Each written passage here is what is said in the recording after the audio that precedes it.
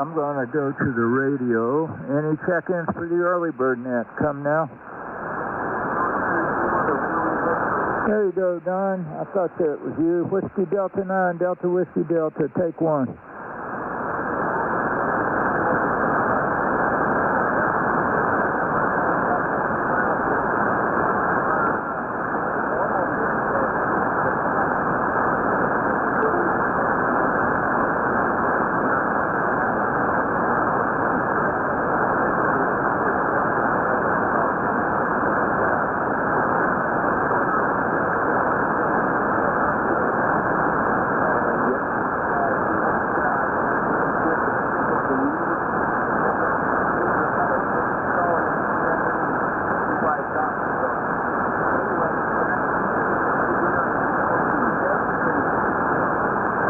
Thank you, Don, and very good. I think you said I'll call you on the 7-3, and you know how it works, Don, so thanks for being here today. Any other check-ins, and then we'll start the 7-3 round. Check-ins for the early bird net. Come now.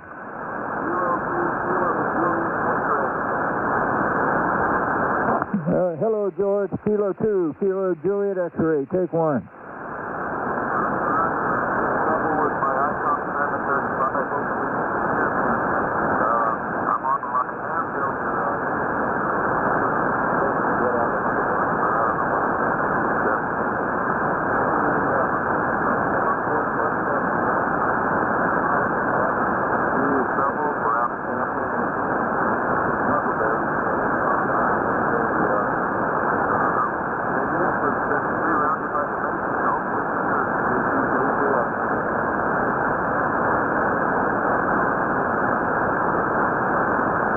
George, thank you. I hope I didn't step on you. Unusually light this morning, my friend, but we'll call you on the 7-3 round. Just to check, any other check-ins? Come now.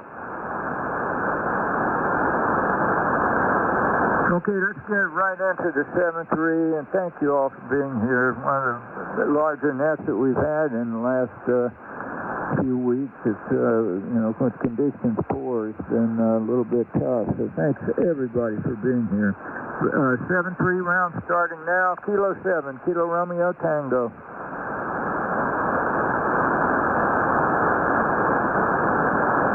Alpha Golf 7 Echo Romeo.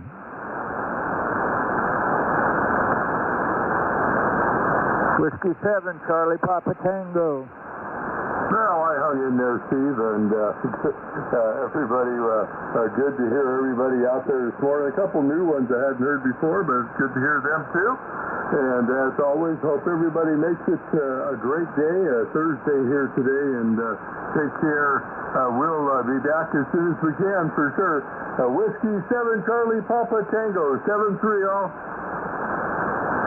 All right, Jim, thanks for sticking with us, and you got stronger, I think, on the radio, so very good, about S9 now. Thanks, Jim. It's really good to hear you. 7-3. Whiskey 6, Bravo, Whiskey Sierra. Back to you, Al. Okay, very good, Steve. Well enjoyed the net this morning. A lot of good comments out there and so forth. So anyway, hopefully we have a nice day today. We're going to get out and do a little watering and do little cleanup jobs and so forth. I've been putting off the garage. It does need a cleaning, that's for sure. So anyway, I always say, well, I got this other project to do. No sense in cleaning it up now. Hi. So anyway, 73s. Everybody have a great Thursday. KE7RTV, W6BW, 73, Steve. Thanks for the net. All right, Al, thanks.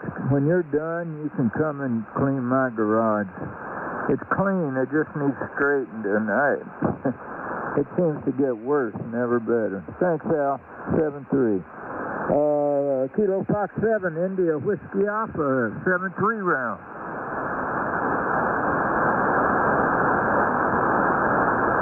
All right, nothing heard. Kilo Echo 6, Bravo Yankee Uniform. Back to you, Gary. Okay, KE7RT, K6BYU, and got the guy's name, call sign earlier. He talked about Tracy and all that. You know, I did think about that Tracy is about 1/3 of the way, I think, to Sacramento, maybe a little less than 1/3 of the way, or maybe yeah.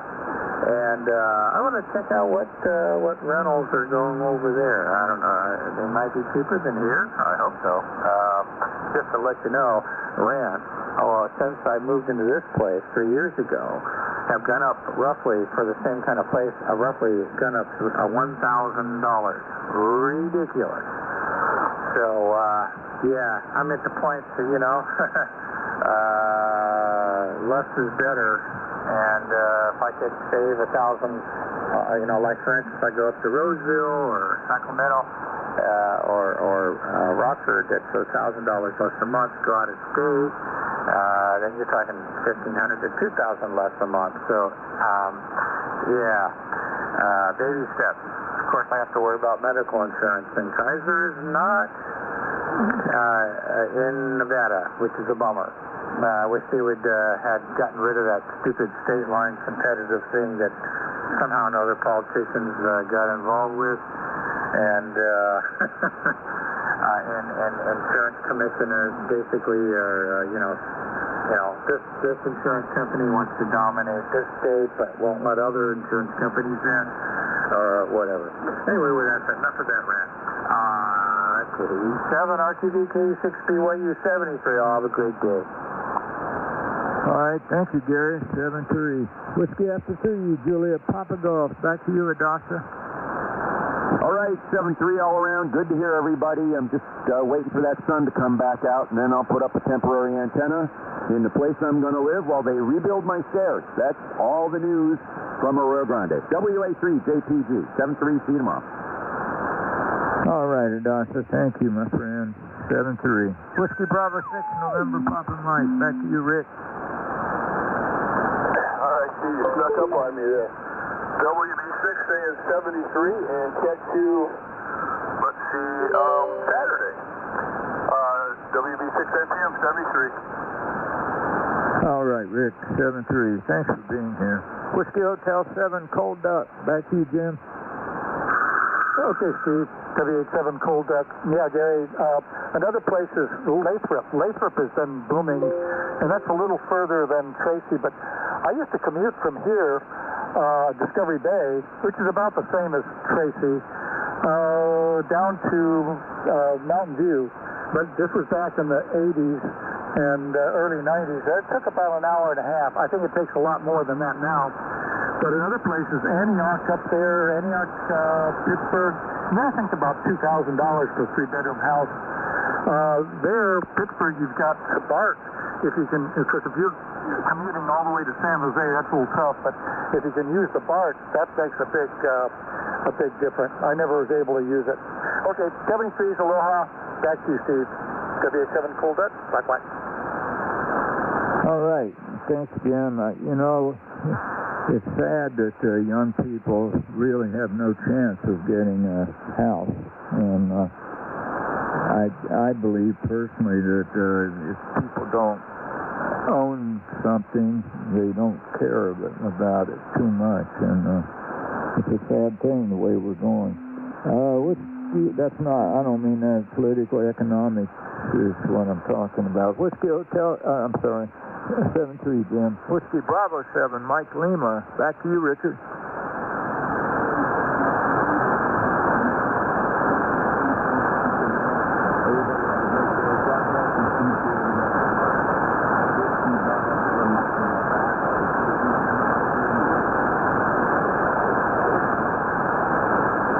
All right, 7-3, Richard. Thanks very much. Have a good one. Whiskey after 7, Kilo Whiskey. Back to you, Rod. Okay, good, Steve. Great net. You're still coming through Q5 all the way, and good signal now. 73 for the net, and hope to be here tomorrow. KE7 RTV, WA7 KW, over. All right. Thanks a lot, Rod. 7-3. November 4, Charlie Uniform Charlie. Back to you, Dave. Here we go, N4CUC. Okay, well, hopefully we're going to have a good day today. Get some classes done, and let's see what the future brings. I heard the weatherman talk about some rain possibility for the next few days. not everybody's going to get the rain, but a percentage of us will. So we'll see how that plays out there, Steve. Back to you from N4CUC. All right, thanks, Dave. I wouldn't mind being in that percentage. 7-3, my friend. Kilo Golf 7 Golf Mike. Back to you, John. Kilo Golf 7 Golf Mike here. Still waiting for the air conditioning guys, and still getting about 70-degree air coming in through the window and over to the guess the return air.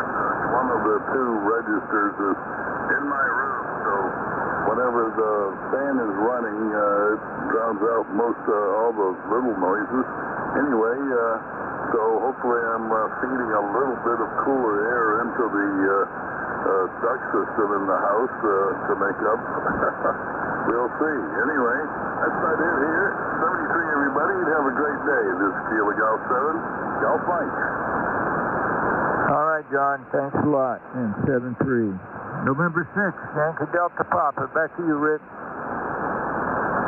No, Roger, Steve. Hey, fun net. Really enjoyed it. Glad to be back in the saddle again in the beautiful state of Nevada. N6 YDP. Take care, buddy.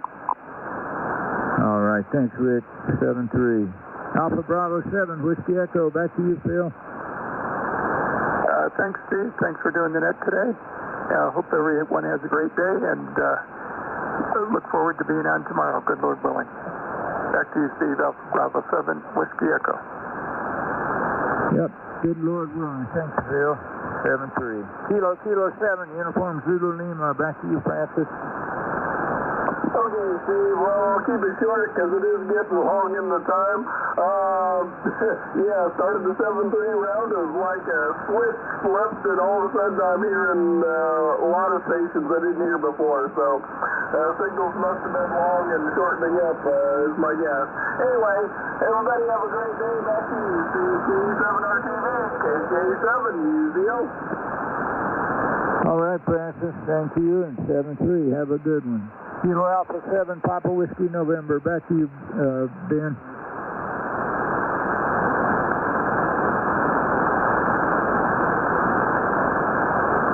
Are you there, Ben?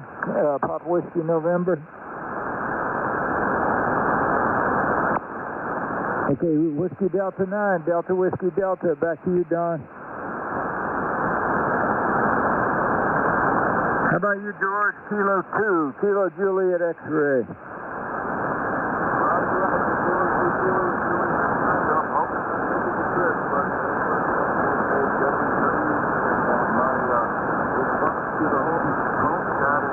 The only way they're going to get their home is you give the kids home as you give it to them. KCKJX, have a great day. That's KC7, Romeo Tango.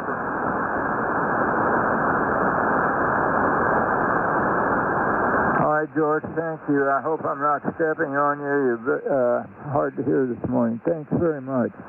7-3. Last call for check-ins. Did anybody that I might have missed? Come on back, please. I'll stand by now. Papa Whiskey November. Oh, go ahead, Ben. I did call you, but please take your time. Oh, thank you. Yeah, I was on the telephone. Kilo Alpha 7, Papa Whiskey November here. Anyway, 7-3 here, everybody. Hope you all have a great day. And God willing, we'll all be here tomorrow morning. So back to you, Steve. KE7 RTV, K7 PWN, 7-3, my friend. Take care. All right, Ben. As always, Lord willing. Thank you. Last call for check-ins. This is Kilo Echo 7, Romeo Tango Victor. Last call for check-ins. Come now.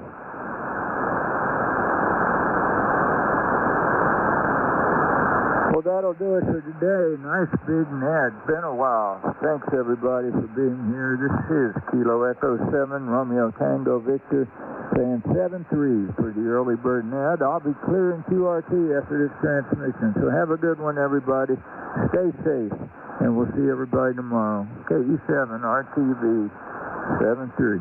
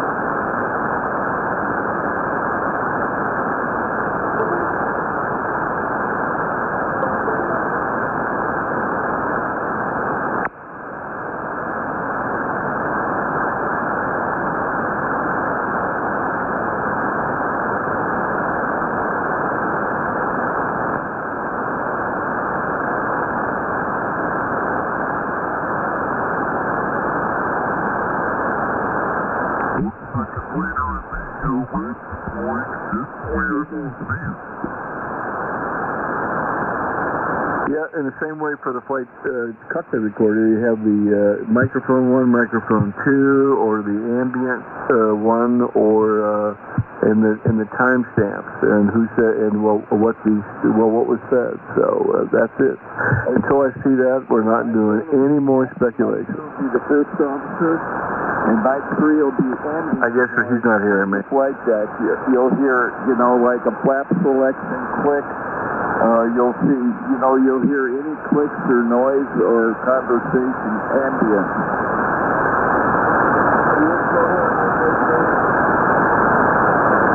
Don, are you still there? Yeah, you went down in the mud. I guess I was stepping on you. I didn't hear you, and you may not have heard me. Yeah, I didn't hear you. Shoot.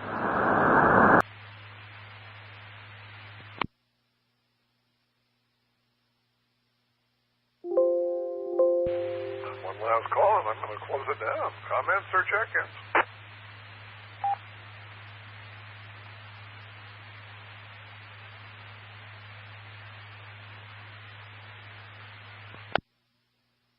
All right.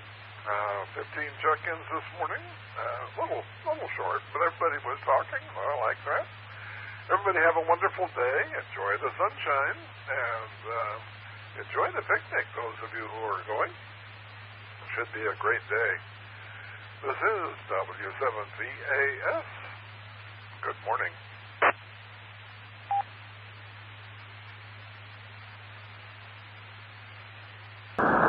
Damn good point, Steve. You're totally right. They may not.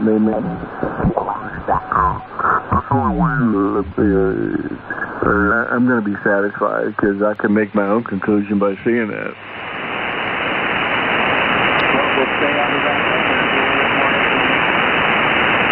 Pretty much, Doug. I mean, I don't know how to put it anywhere. I remember my first day in investigation ground school. The instructor said, okay, I'm going to flip this whiteboard over, and there are 3 things that count, and only these 3 things. And he flipped it over, and it says 1, facts, 2, only the facts, 3, just the facts. And that's been hammered home for me all these years, that because there's what people think they see eyewitnesses is unbelievable.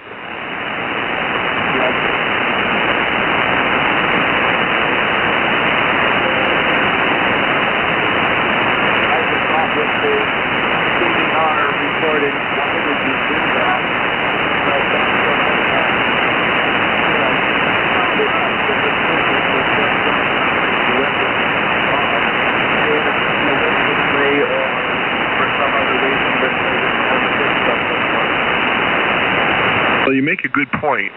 Then there's our clock. It's getting commercial all the way. K7KF. W7SCG. Doug, you make a good point there, but I'm not convinced at this point in time that this report by the AAIB wasn't carefully crafted to point the finger at the pilot. Precisely. That's why I want to see what the cockpit voice recorder actually said, not what a report said it said. Roger. Because the report doesn't have the integrity that like an NTSB report does. But you also noted that the NTSB and the FAA both threatened to pull out of the investigation. That would indicate... You and Steve are doubling.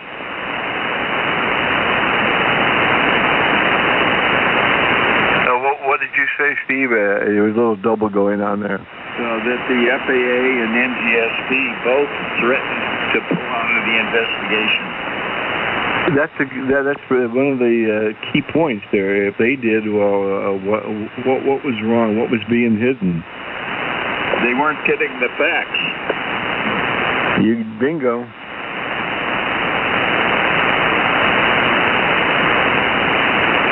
And part of that, Doug, is the Air India in the past has had a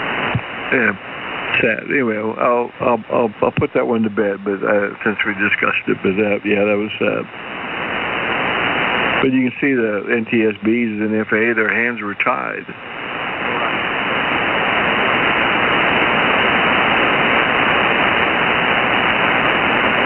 All right, re-rack them. Hulk Hogan, dead at 71, KT4BX. Mr. Gary, good morning. Gary. Yeah, as I was saying, Hulk Hogan, I just saw that he died at age 71, cardiac arrest. Hulk Hogan, wow. Who died? That was Gary saying that Hulk Hogan passed away.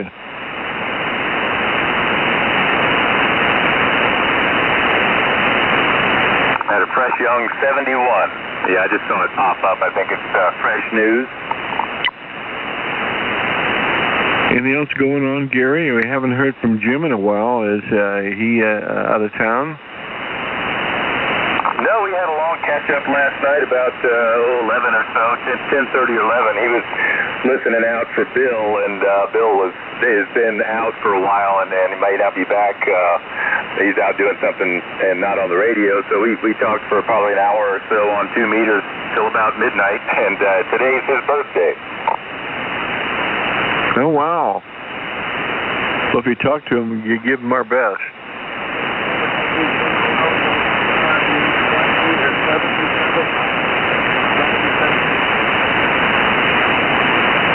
I don't know. Maybe not quite that high. Maybe he'll chime in and let us know. But, yeah, he was out looking for the free birthday deals, as is his custom.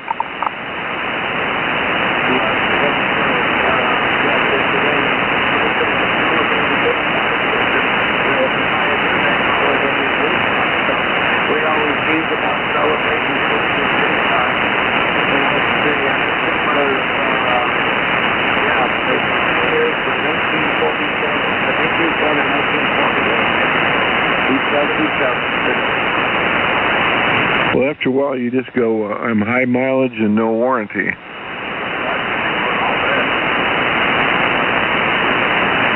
Pretty much.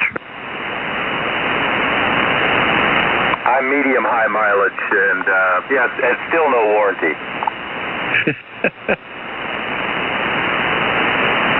Well, it all depends on the rate at which you accumulate the miles, right? Yeah, that does make a difference. Hey, in aviation news, I saw that there was a 50 or 49 fatality crash of a Russian Antonov. Just reported that went off radar and they found the wreckage.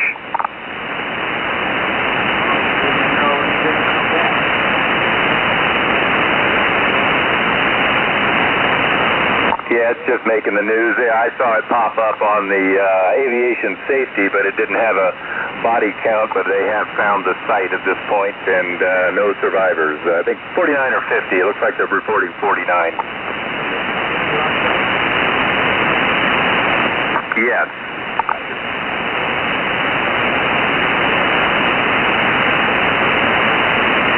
One of those Antonov 24, it looks like a turboprop, and yeah, I guess it was pretty well loaded.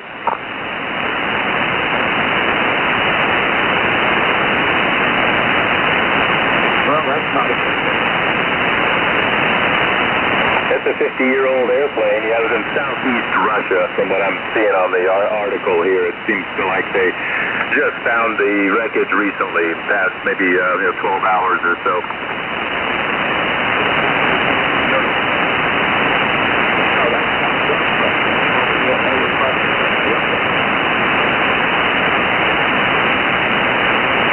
I haven't looked at it on the map yet. I'm just looking at the article here, and yeah, it was Angara Airlines, and I'm not sure what level of airline that is, but yeah, I don't think there was much information from it, as in distress calls or anything. I think they just disappeared.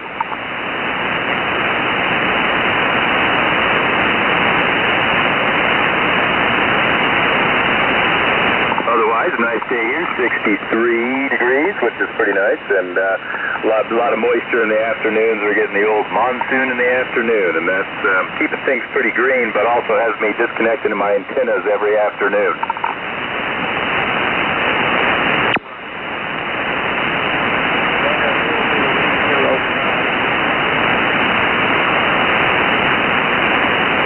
We seem to get some about every night. I'm going to have to jump off here. I got a conference call in 9 minutes, but I just wanted to say howdy, and I can hear most everyone, not really well. AJ is not up to his usual 10 over, and a little bit of QSB. I do hear Steve, and obviously I can hear you, Doug, but I'll back out of here and let you guys take over. Just wanted to say, hey, KT4BX. Okay, Gary, we'll let you get back to the ones and zeros. Thanks for the update, and we'll catch you soon, K7 Cam. If you talk to Jim, give him our regards. Will do. Maybe he's tuned in and might jump in here before too long. We'll see. Hope to talk to you guys later, KT4BX. We'll be celebrating his birthday big time.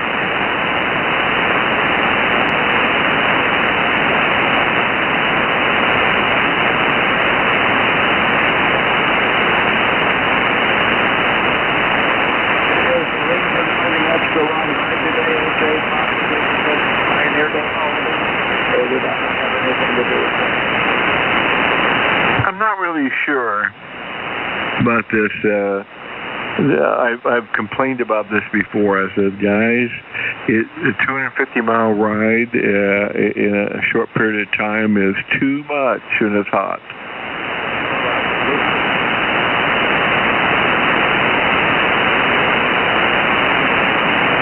But all I get for a reply is, well, you can leave any time you want during the ride. You don't have to go on the whole ride. So it's just everybody has got a different agenda. No one wants to give.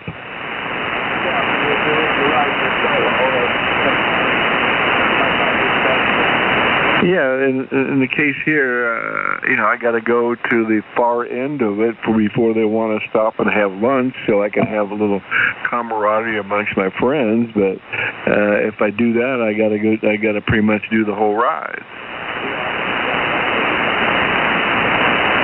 So it's just that's too much. I mean, that's a half a day ride. 250 miles is 500 miles a day. I mean, that's not fun.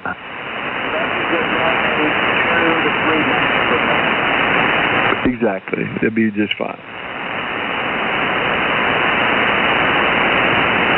Maybe I'm just old and crotchety, but hey, I'm sorry. That's just the way it is for me.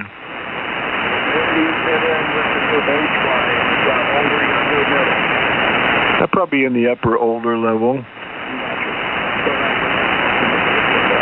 Oh, I'm sure, yeah, and I've got a three-wheeler. Most of them have two-wheelers. Yeah, but weather would be harder on the two-wheelers than the three-wheelers. Yeah, mine's water-cooled, and the radiator is reasonably far away. It's way up front. Yeah, I rather think it's more energy to ride a two-wheeler, plus both of you racing right near the trucks, and my difficulty to heat. Hey, just whatever it's worth, Doug, I saw there's a YouTube clip out on, it's about a 30-minute walk around or walk through the current EAA 2025 there, and they do a walk around of the Pratt & Whitney 747 and the Fifi and a whole bunch of military airplane and everything else. So it's a very well done. It's a nice 4K high-res camera. Oh, cool. I missed that one. I saw the one on the 749, but I didn't see that one yet. Yeah, this guy takes us through and does kind of a walk through the all the displays and everything. Yeah, so and it's quite worthy of your time. That 749, they've got it decked out rather plush, like a corporate aircraft. Surprised that they did that to it. They would make it more military. Yeah, they put some nice loungers in there, didn't they? Yeah, it's beautiful. But I doubt it will ever be used. I'm just not going to put that kind of hours on it, I don't think. And look at the cost that to run it. That's a separate. It sure is beautiful, though. Is Steve still with us, or did propagation knock him out? Steve, you still there? W7SCG, W7TJ.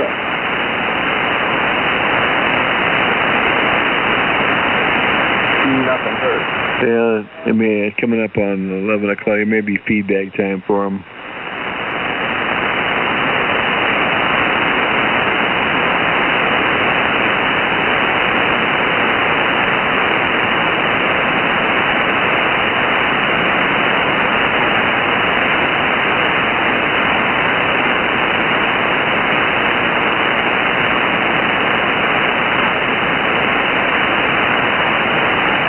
Not much going on here, so where you off to today? You guys going to Culver's? No, we got lots of family stuff going on to celebrate Pioneer Day today, so we're taking off in about an hour or so for lunch, get together, dinner, and fireworks festivities tonight. All right, another holiday. Another day and holiday day. And of course, with fireworks, we're celebrating Jim's birthday. Appropriately on Pioneer Day. You're starting to fade on me now, and the clock's pushing 1100, so I guess it's probably about that time. All right, I'll go back into the woodwork, and we'll do it another day. 7TUJ, K7KF. Roger. I do have something for the hangar, but it's got nothing to do with what pilots need to know. It's what radio engine design engineers need to know. Sometimes, if you're interested, and if you're not, we don't have to. All right, 7-3, and we're not going to be here tomorrow at all. We'll see you Monday. All right, have a good week and weekend, and catch you next week. K7KF, 7-3s. 77TJ out.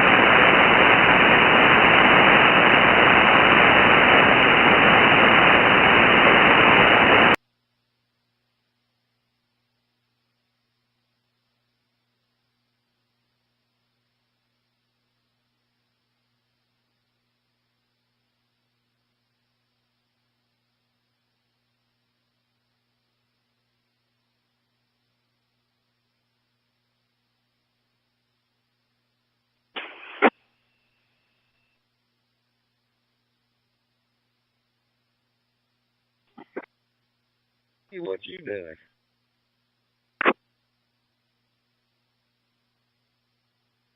And just sitting up here mourning the loss of Hulk Hogan.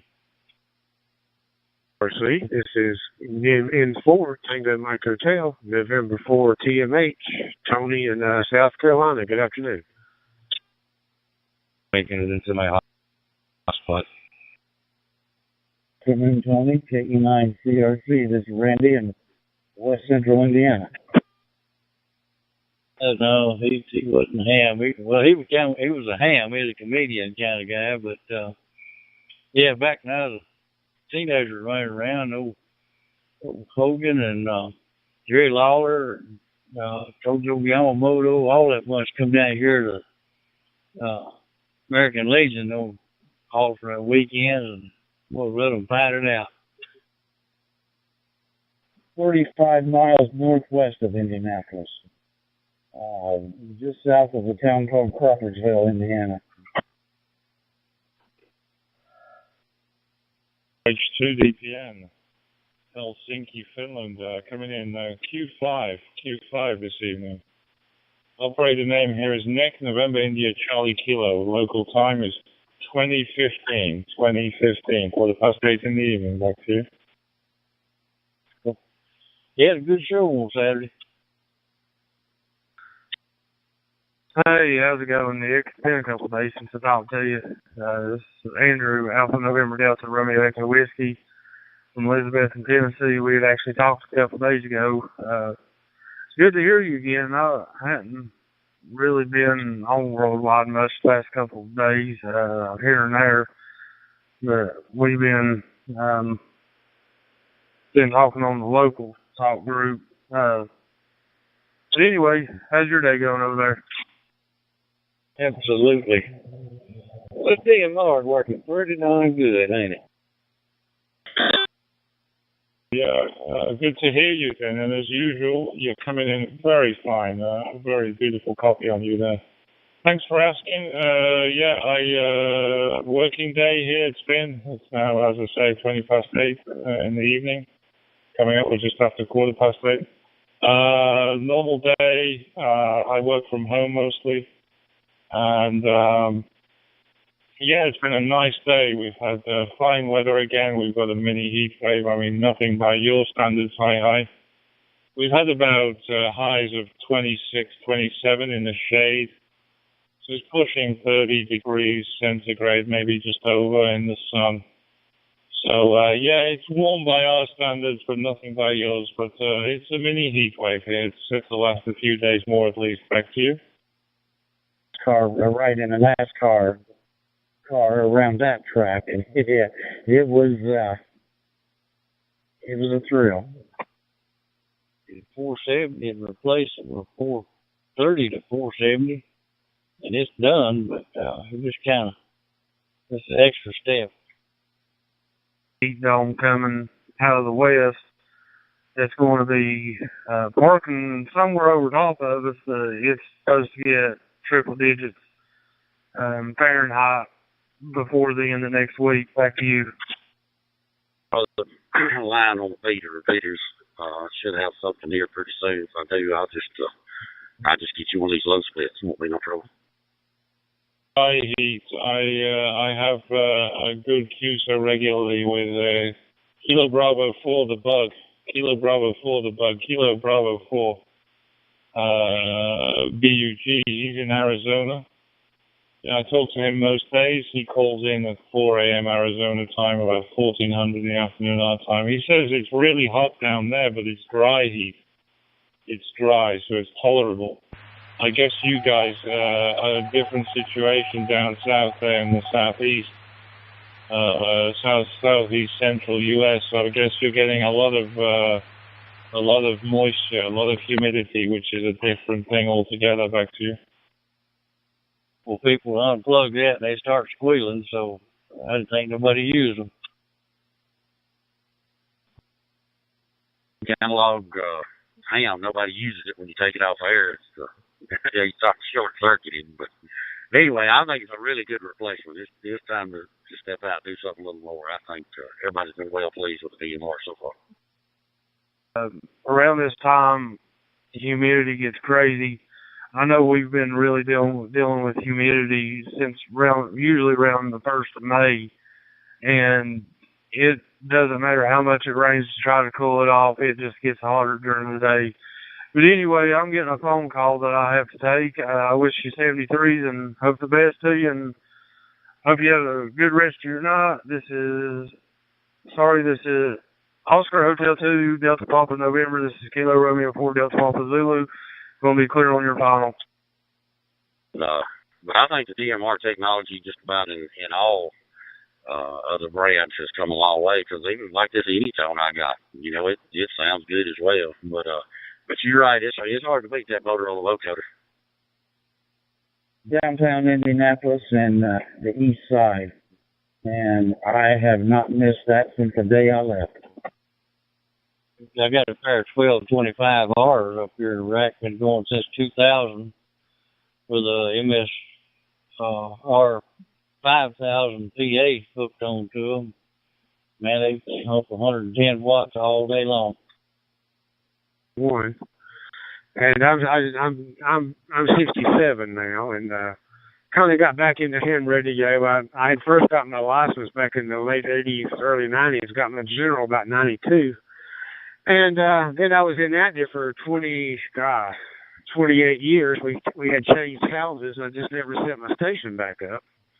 And a few years before I retired, I said to myself, this would be a good thing for retirement. Get your station reestablished. So I did, and I'm having a great time with it. I sure am. I'm on HF some. I'm starting to work on CW again. I've been a CW contact a while ago.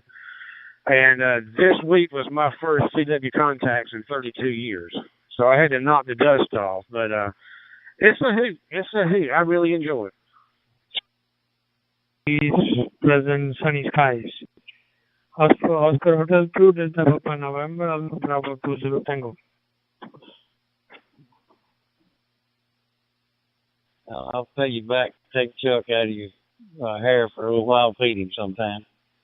K5 50XB for ID. Go ahead there, Chuck. Having rain and whatnot.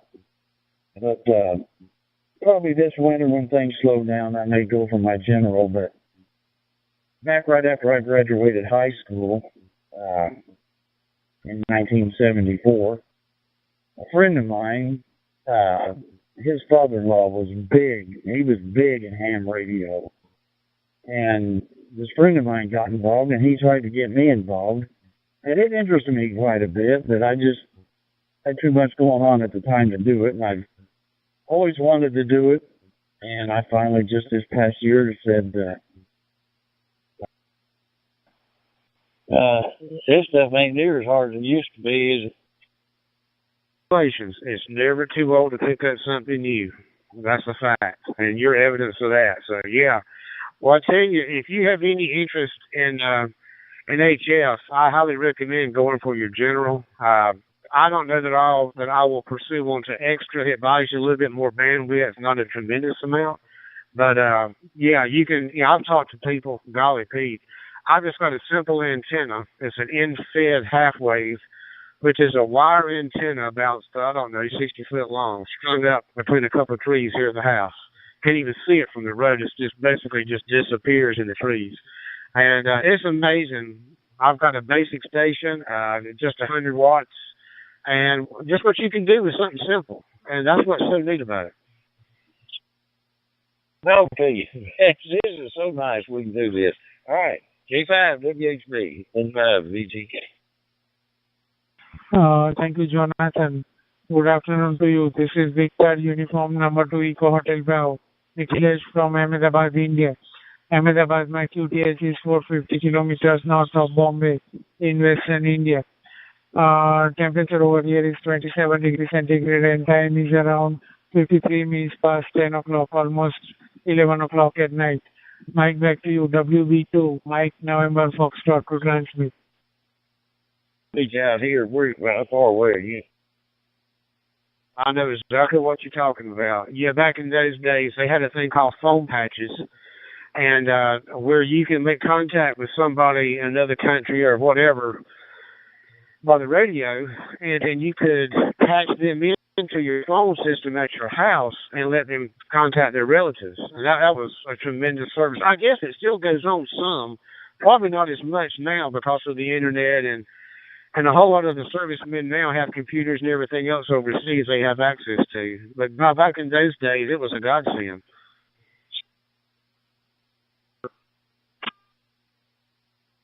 Back in those days, that was the only hope they had, getting in touch with our relatives.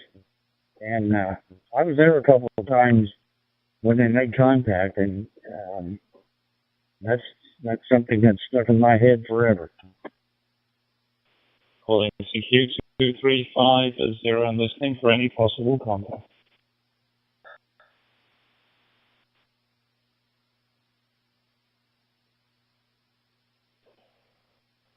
Let me think what that thing is. Hold on, let me look at one here. MMDVM, the little white one. Last in September, October. And we had a guy at church. His dad is elderly, way up in his 90s, up in the mountains of North Carolina. And he couldn't get in touch with him. And he found out that I was in the radio, and so he called me. And I was able to get on the HF bands and talk to a station that was doing the main dispatch work in amateur radio. Then they contacted the group on top of Mount Mitchell, and then they sent some people out to check on his dad, which he ended up being fine in the overall scheme of things. But his son was worried to death that he couldn't get in touch with him, and so I will never forget that. It felt so good to do something to help somebody with that. I knew about with D-Star and DMR, and that's really all I know. But mine are both MMDVMs. There's dang many of them things out here now. James Panel bought one the other day, a little one for $50. He already got one, and that thing works like a top on DMR, but I don't know what else it'll do. And cell phone service is going to be the first thing to go. And you're going to be stuck. This is going to be about your own over making contact. I'm trying to think of the name of the software that you use to set it up. It's got the memory chip that plugs into the side of it, and it's got the software already on that chip. Some of them you buy, you don't get the chip. You have to supply your own chip, and then you got to come up with your own software and load the software on the chip before you put it in the device. So I'm like you when it talks about these kits with everything included. I'm leaning towards buying one of those that they say all you got to do is plug it up and run it.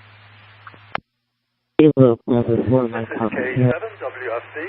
I was talking to you about when we had a big power outage here. But but you're right. I mean, the internet and cell phones, they get overloaded. When they're down, they're down. I mean, it's dead. And when you're independent from that and you're going through the airwaves, as long as you got some kind of power source, you can get in touch with somebody. Hey, good morning. So how you doing? The screen comes up. It's red in the background, a big red screen. There's two names with a dash, and I don't remember what the name of that software was. But one of these things showed that piece of software. Then it had a little note down there about moving up in versions. Like this one I'm looking at here is 4.2 version of MMDVM. And I wonder about that. Are you using yours over Wi-Fi, or have you got it connected hardwired to your router?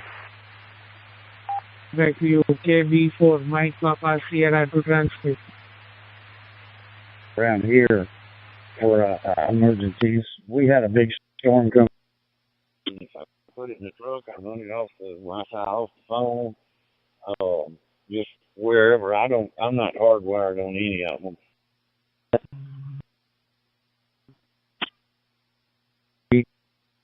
Well, when that cell phone service went out, these people went absolutely brain dead. They just, oh my God, they thought it was the end of the world. Let's see now. Is it Mike 7, Lima Papa X-ray from H2DPN? Yeah, go ahead, please. Most of these say they're Wi-Fi, and one or two of them have the Ethernet plug on the board in the thing, and those are the more expensive ones. And then some of them have a little dongle that you plug into it that converts that smaller USB to the Wi-Fi. I mean, to the Ethernet. And so, anyway, there's more components to this, and Carter's got little pills, and I'm trying to find out about them. I want to buy the right thing, and I'm guessing that a lot of this.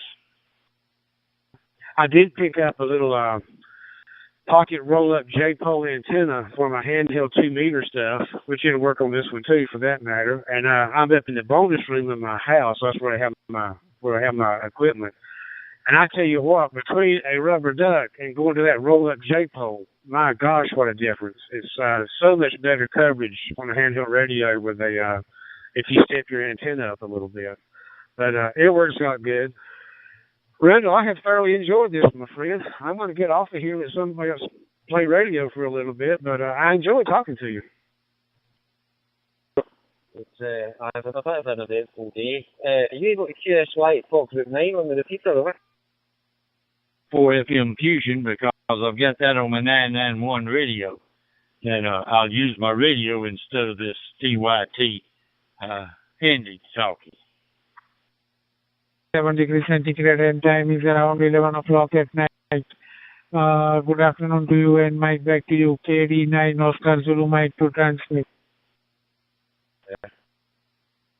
50 residents, but that big storm a couple of years ago, we kind of got cut off from the rest of the world for a little while. But that's for another. Have yourself a good day. Stay out of the heat. Stay cool. Take care of the little woman. We'll talk to you later. KE9 CRC. We'll be clear on your final. 73. Let's you make a few more contacts while I round out my lunch break. Kilo Delta 9. Oscar Mike, back to U2 EHP. Need on there. Log look here, and if I hear you on the air, I'll give you a shout. Hope you have a good weekend. N4 TMH 73. Thank you and your family from Ahmedabad. 73 is bye-bye and good luck to you. W is just a little pi star 0. I think the W may have been the next one up, but just a little pi star. Basic pi star, and I've not used any of them hardwired to the Ethernet, but then I'm sitting right here next to the router. Anyway, I just want to tell you, I run 3 of those, and 2 of them here at the house, and then that one in the car. One of them here is a little better than the others, and as far as don't get carried away on the size of the screen on it, because I never look at the screen on any of mine, especially that one in the car.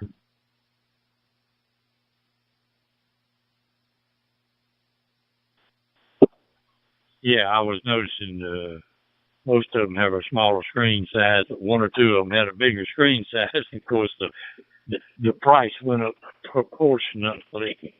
The Raspberry Pi 0 is what I've got one of those sitting here and not using, and that doesn't have the Wi-Fi, and the 0W does have Wi-Fi.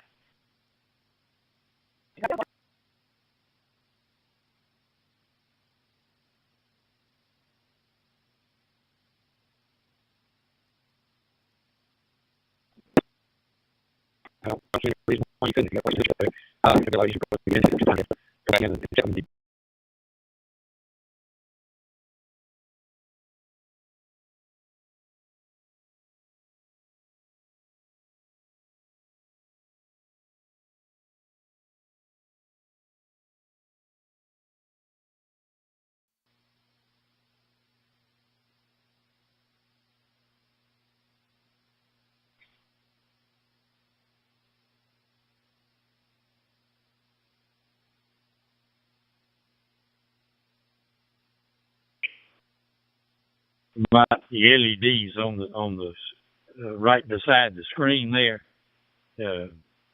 The one, I think there's one that tells you the thing's on, and then the other one tells you what you're hooked to, I believe. No, I'm talking about when I bring it up on my computer screen, the configuration page. You said the big red page at Pi-Star. I said it don't have to be red. I got one of mine set up on the page is blue, one of them is green, one of them is red. That way, when I bring them up to do any program changes, I know which one it is by the color.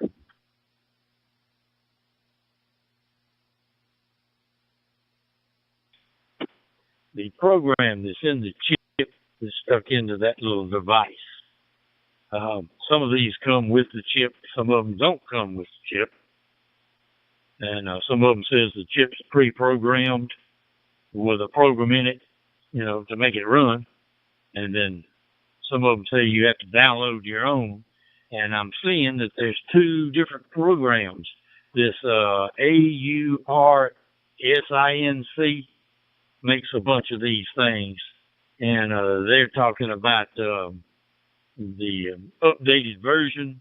Some of them are version 1.5.2, and the latest version is 0.4 something, I think. So I was wondering which one of those two pieces of software are you using?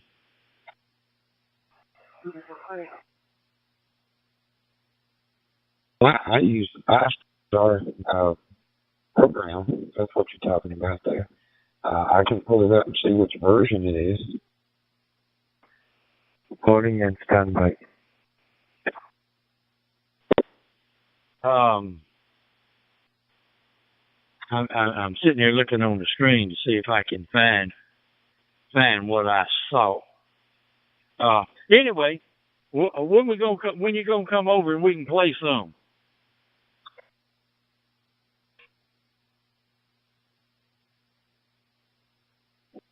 I think it said it may be a 4.1.2, but I don't see any use in trying to upgrade when everything's working right. Yeah, I see this one that I'm looking at. It's about $116, and it does have the Ethernet, the full-size Ethernet port on the side of it, and it's 4.2. It says. And it uses the Raspberry Pi Zero-W. I think it's $116 for the whole entire thing. And by what I was reading on it, it's just a plug it up and play. The programs and stuff's already on the chip. The chip's already in it, the whole 9 yards. That's probably what I'm going to wind up buying. Delta Oscar 5, X-ray Oscar. This is Victor Uniform number 2 Eco Hotel Bravo. Configuration page and make some changes, and you'll want, once you get it all set up, go back up. There's a command on there for backup and stuff like that. But it's not anything hard to do. Yeah, but with this kit, it comes with the chip, with the program already loaded on the chip. And some of these, you get down into the $40 ones that you buy down here, just a plain board that you stick onto your Raspberry Pi. Well, now you got to come up with that chip to plug in it. That's $7 or $8. Then you got to go some website and download the program, and you have to have a device for burning that program into that chip. And then you stick the chip in this thing to make it run. I don't want to do all that. So $116, I think this is already done. But yes, you are correct that once you get it, then you've got to run the program to set it up there. I understand that. So anyway, let me get something ordered and get it in here where I can start playing. My name is Basil. I'm calling from Christchurch, New Zealand, Southern Ireland, from New Zealand.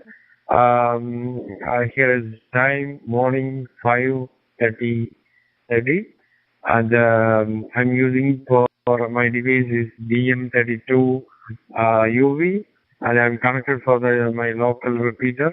That's all. Over to you. a little free program for burning images on cards like that. And yeah, most of those will come with it, and it's nice when they say they do. I think even the ones that don't probably do, or they think you want to, burn a newer version or something. I don't know. But yeah, the ones about $100 is usually the ones you don't want to get down into them $50 because usually that's just either the hat for the transmitter or the Pi Star or whatever like that separate. You want to go ahead and get them together. But yeah, I wouldn't get too hung up on the screens because, like I say, you're going to see. Video is perfect. And thanks for reaching out to say hello. Microphone back over to you. You, Jonathan. Kilo Romeo 4 Delta Papa Zulu. This is Victor Uniform number 2 Eco Hotel Bravo. Nice copy. You are 5/9. Nikhilesh is my name, and my QTH Ahmedabad is 450 kilometers north of Bombay in Western India. Temperature over here is 27 degrees centigrade, and time is around 10 minutes past 11 o'clock at night. Good afternoon to you, and Mike, back to you. KR4 Delta Papa Zulu to transmit. Well, I'm actually sitting outside, so there's equipment across the street doing construction, and I'm next to our loading dock, and there's a little bit of some wind, so I'm sure it's picking up quite a bit of background noise. But it's a pleasure to talk to you today. Nice to meet you on 93, and I'll definitely throw you in the QRZ logbook. If you have an email associated with QRZ, I'll send you a digital note card as well. All right, all the best. You have a great day there in New Zealand, and I hope to catch you again sometime. This is Kilo Delta 9, officer of the Mike Clear with the L2 BAS. All the best. Trying to log a few contacts, seeing if there was anybody around. Well, I'm retired. That means I don't do nothing. Of course, I don't start that till 10 o'clock in the morning. So any time after 10 o'clock in the morning to midnight, I'm open. I hope you have a good night as well. 73 to you and your family. I hope everyone stays safe. Victor Uniform 2, Echo Hotel Bravo. This is Kilo Romeo 4, Delta Papa Zulu. Wishing you the best and going to be monitoring. 73 is bye-bye and good luck to you. Still 6 Tango Whiskey Alpha, Papa 4 Hotel.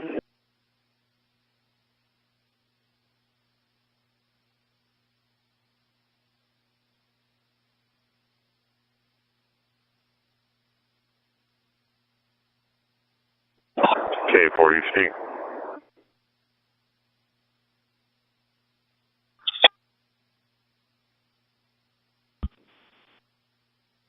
Kevin, how you doing? What's new?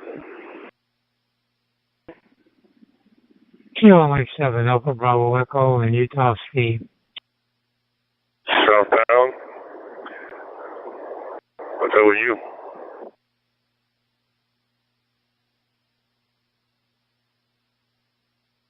Good afternoon. This is KD4SH. Repeated it. Probably had a sunny day, so that's about it.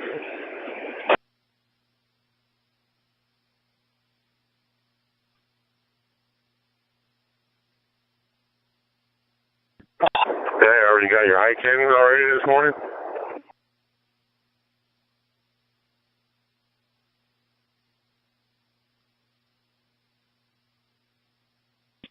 Yeah, we try to get out as early as possible. Got out this morning at 7:30. We're all exercised out.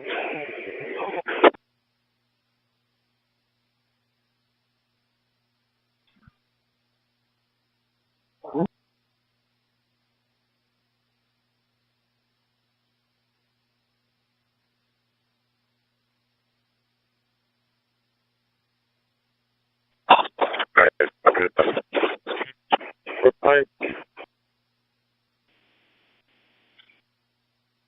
Yeah.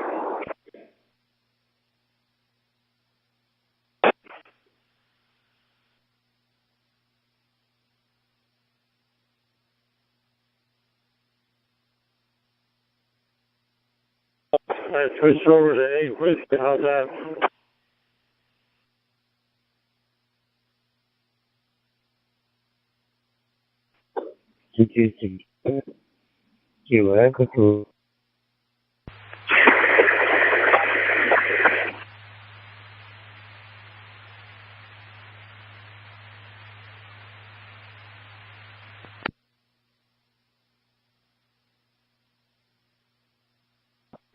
Well, we got a nice day.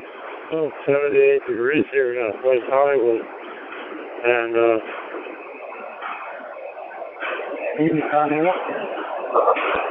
enjoying the day.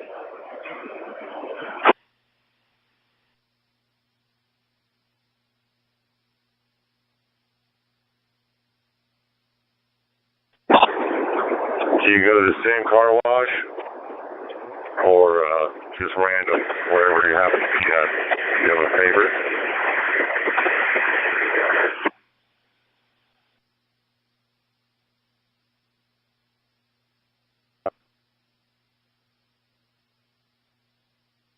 Yeah, I always go to Santa Fe.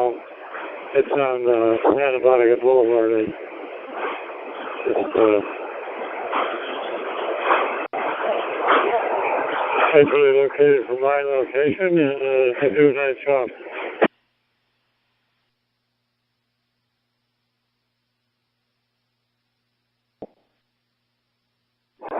How much do you tip?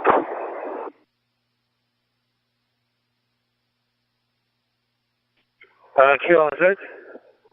This is G7 RPG Mobile.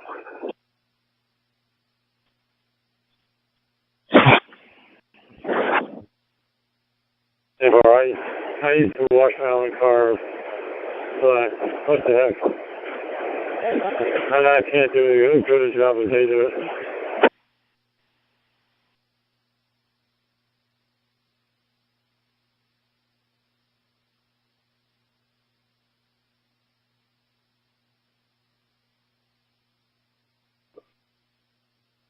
Air freshener when you're done?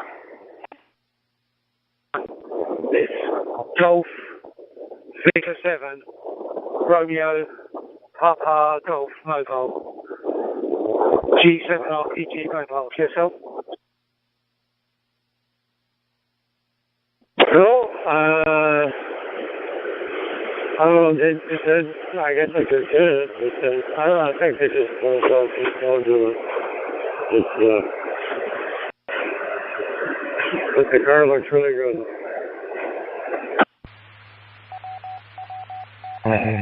Hello, sir. I'm from New York City, New York.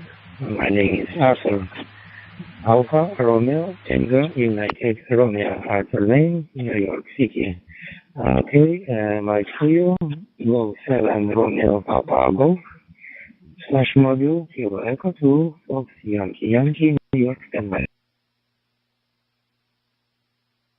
Well, there's only one here in Beverly Hills, and it's a Union Station on the corner of Santa Monica, South Santa Monica, and Princeton. And they charge $6 per gallon of gas, and I can get the same,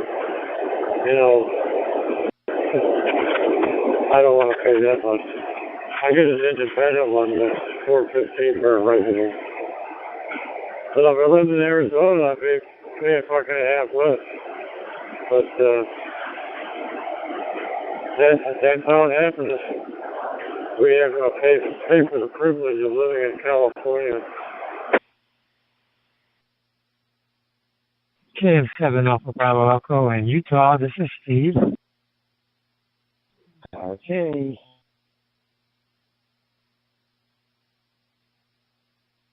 They're off of Wilshire, Beverly Hills Hotel.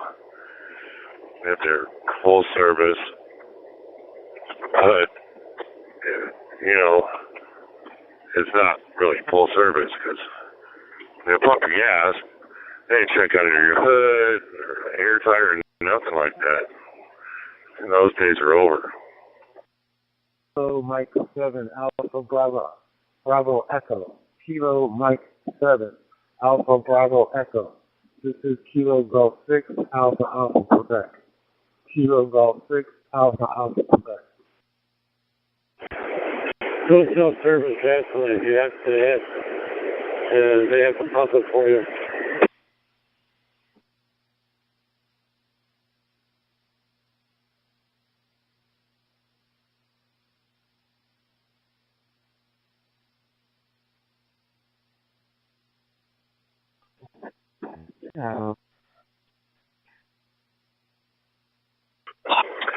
All right. Well, how do you say $5? Give him a couple extra today just because. And have yourself a good day. I'm getting close to my destination. We'll catch you later. Super bye. K4HDL. Well, nice to meet you. I think the name is Steven. The name here is Tony Tango Oscar November Yankee. Time over here is, 10:50. It's sunny. Temperature is about 70 degrees.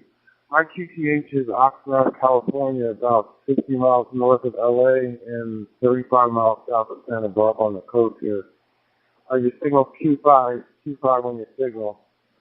And I'm using an FT70D cross-loading into a Zoom Spot 3.5 Elite running WPSC. Microphone back to you. Nice, cool, breezy. Kind of a nice day to be outside. Come on, you Papa Ham. You got more trivia. Come on.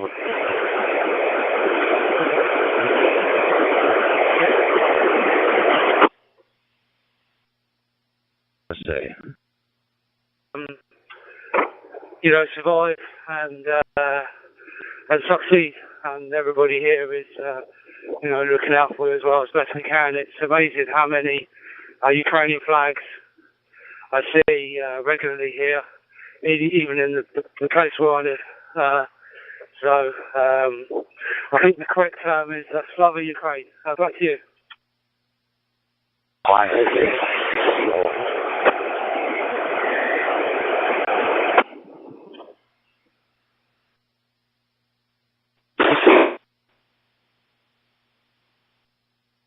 This is KM7 EJO. You sound good yourself. Come on, you.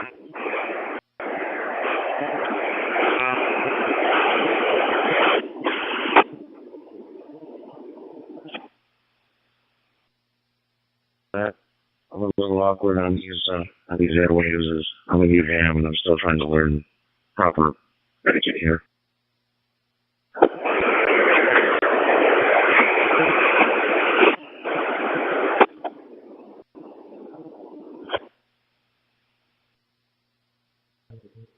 Kilo Mike 7 Bravo Juliet Oscar. This is November 7 Juliet Tango Juliet. Have a good day down in Phoenix. Stay cool.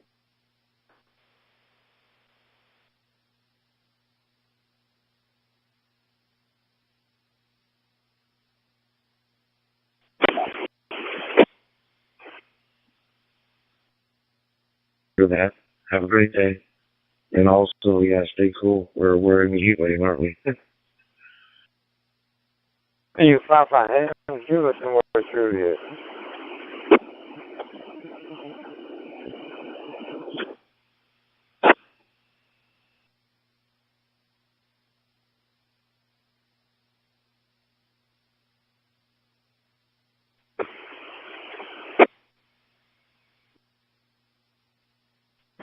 What kind of watch you go to? Come on.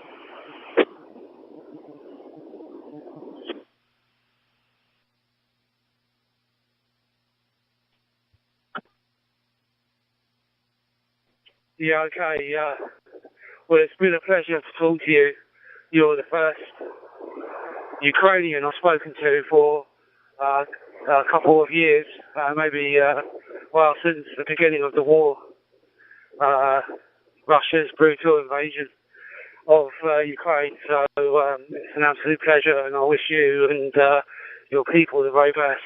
And the sooner Moscow is flattened, like all of all parts of southern Ukraine, the better. So 73, and very good luck, and maybe catch you again sometime. This is G7 RPG. G7 RPG.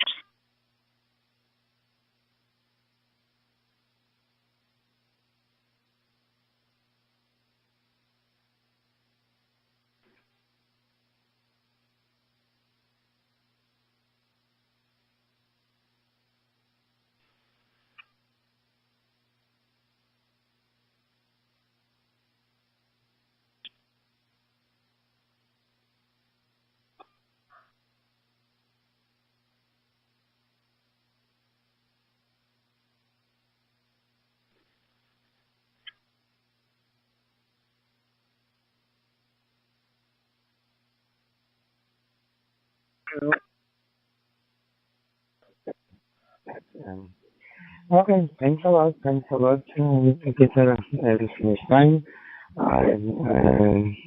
Thanks for the nice communication. So, best wishes to you. Good luck to you and your family. And have a nice day. Oh, 7 RPG. Thank you.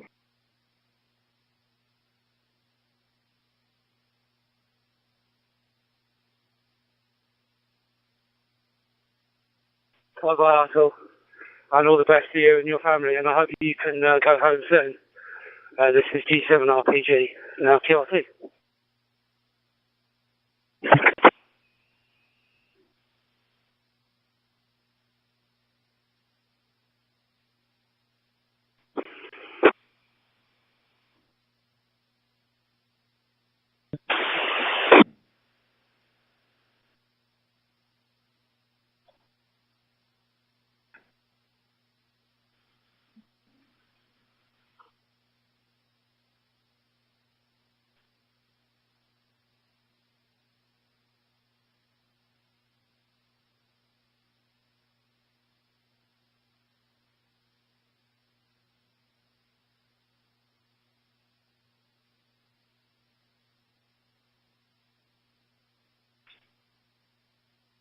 JM7 Alpha Bravo Echo in Utah. This is Stephen.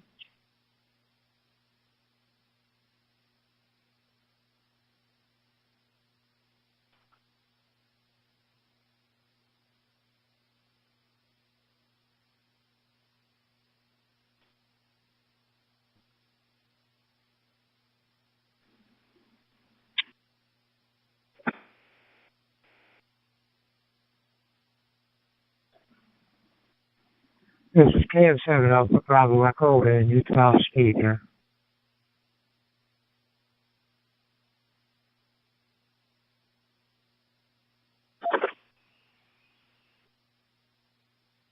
Chanel, 13 Hotel, November Lima.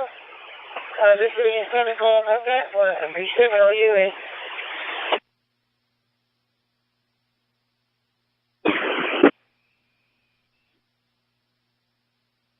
John, how's everything in Tennessee? This is G7 RPG. Pedestrian mobiles and steps, getting some steps. Hope you had a good day. Back to you. Temperature's a little warm, but close to 90 degrees. Sun shining and everything's good. Over. Which is 3 channels for 2 miles, which is a few steps. Tomorrow, I'm going to walk into town and walk back, and that again is over 2 miles. Only 2 miles. I'm not very flat here, as you probably know. Going to town is a hill, kind of hills. It's easier to wake up when you're going to wake up. And, yeah, I'll get this way. Weather's been a bit on and off. The rain's not very rain. But at the moment, it's not so bad. I can see clear hill. I always say, don't see clear hill, it's not too bad. If I can't see clear hill, it's bad. But clear hill's a hill right next to me, just quite long in there. I'll take it. Right to catch you. It's 1 million down. I'll get back to on a from that okay, she's an RPG, British Mobile, on that VHL.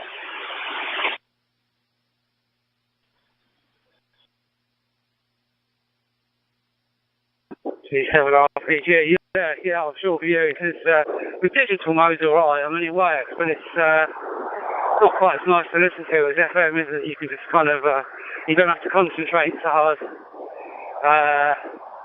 And yeah, I'll get the same thing over here actually with the Isle of Wight. There's two transmitting masts at Rowridge and Chillerton Down. And if the weather's really clear looking over the Solent and there's not too much haze, you can see the masts clearly. But when you can't see them, or when you can't see the Isle of Wight at all, that's when you know it's cold completely, and you know that's a foggy day. So if we take two for a walk then, Jim, and maybe if you've got a hill in the way, maybe you need to get yourself one of these, like the Alaskan use, like a sleigh, but with wheels on it, just strap the dog on the front, and then you can sit there. You don't have to, if you have one of them, you don't have to take the dog out once a day, back to you.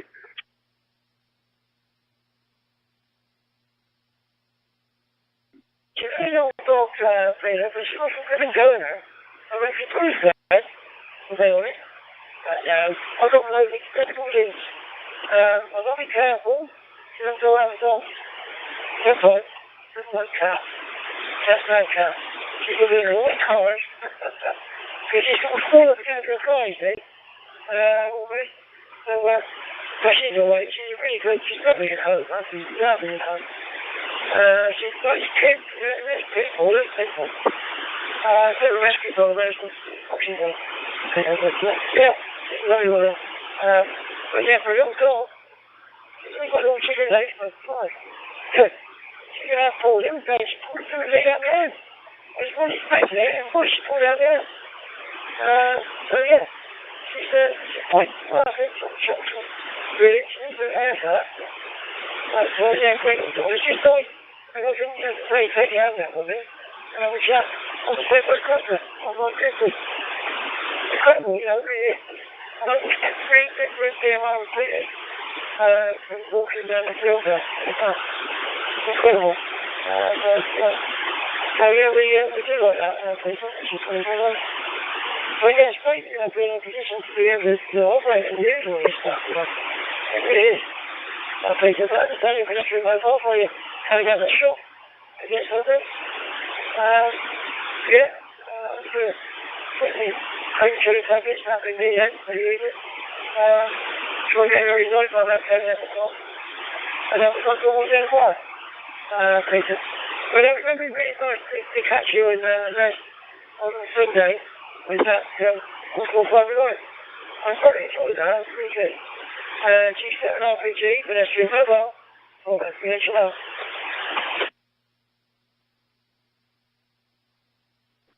DG4 SKN, pedestrian mobile.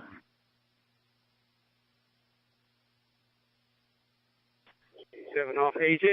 Evening, everyone, if you're out with getting your constitutional amount of steps in today, that's what I'm doing. I only got out at lunchtime, that was just foraging. But I like to get an hour.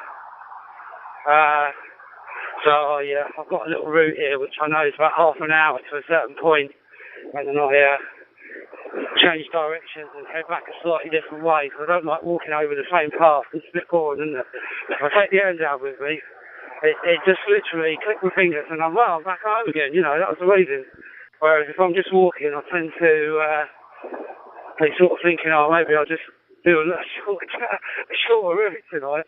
I don't know if you're the same, Kev.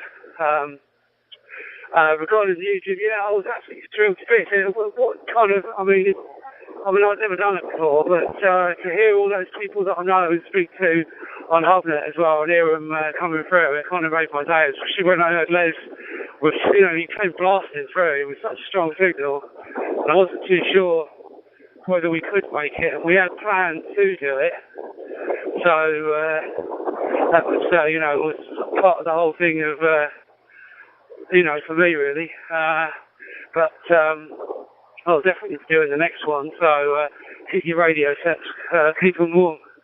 It's going to be end of September, early October, I think, the next one. Right, anyway, with that, I'll pass it over to you, Jim, and we've got Kevin out there in Germany.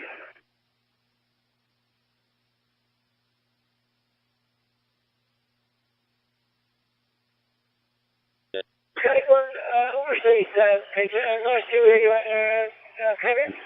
Obviously, I haven't been talk. That's 4 times today. And that's probably getting on for, I think it's 2 miles, 2 miles today, and a few steps. I might even take around a bit later, sometimes about 9:30, go for a short 15 minutes, run down the field, see how we go. But yeah, nice to meet you, Kevin. I'm coming through quite well. I know you're pedestrian so far as well. So yeah, DEPT'S 4SKN, all that creation out of the group.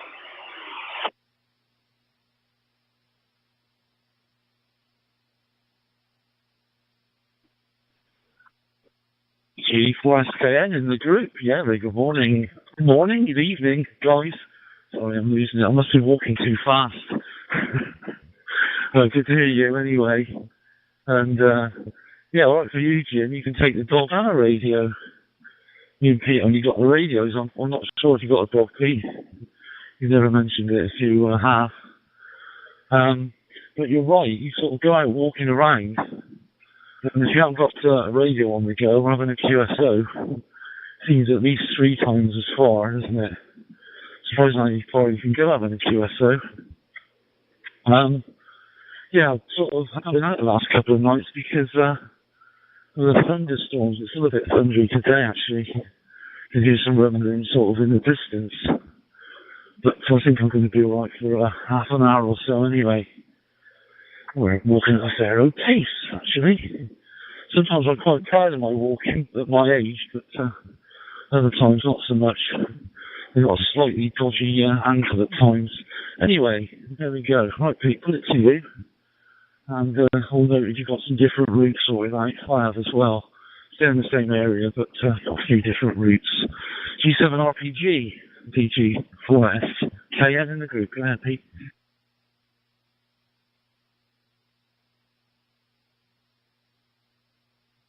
Yeah, okay, Kev, no problem with your lovely audio, no problems at all. I'd be curious to know, actually, if either of you can hear any wind noise on the mic. I'm using slightly different set today. It's a new one, actually. Very similar to what you're using, Kev, actually.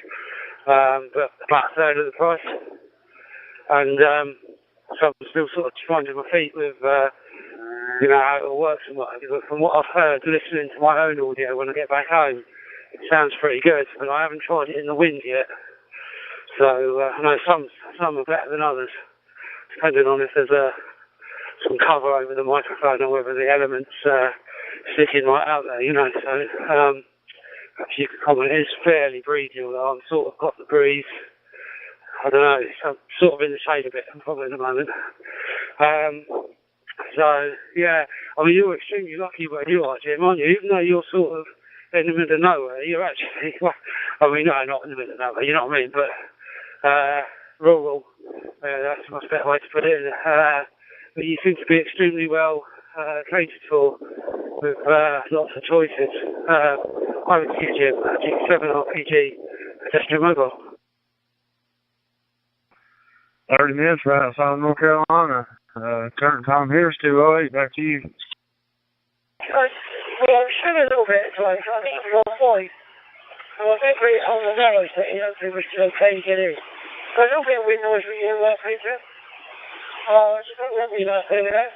Yeah, I'm very flexible in this one, is it? It's pretty good. You know, half a mile down the short, local petrol, 4 miles in town. And of course, you've got to go up the hill. I've got the Lake Forest, which is absolutely vast.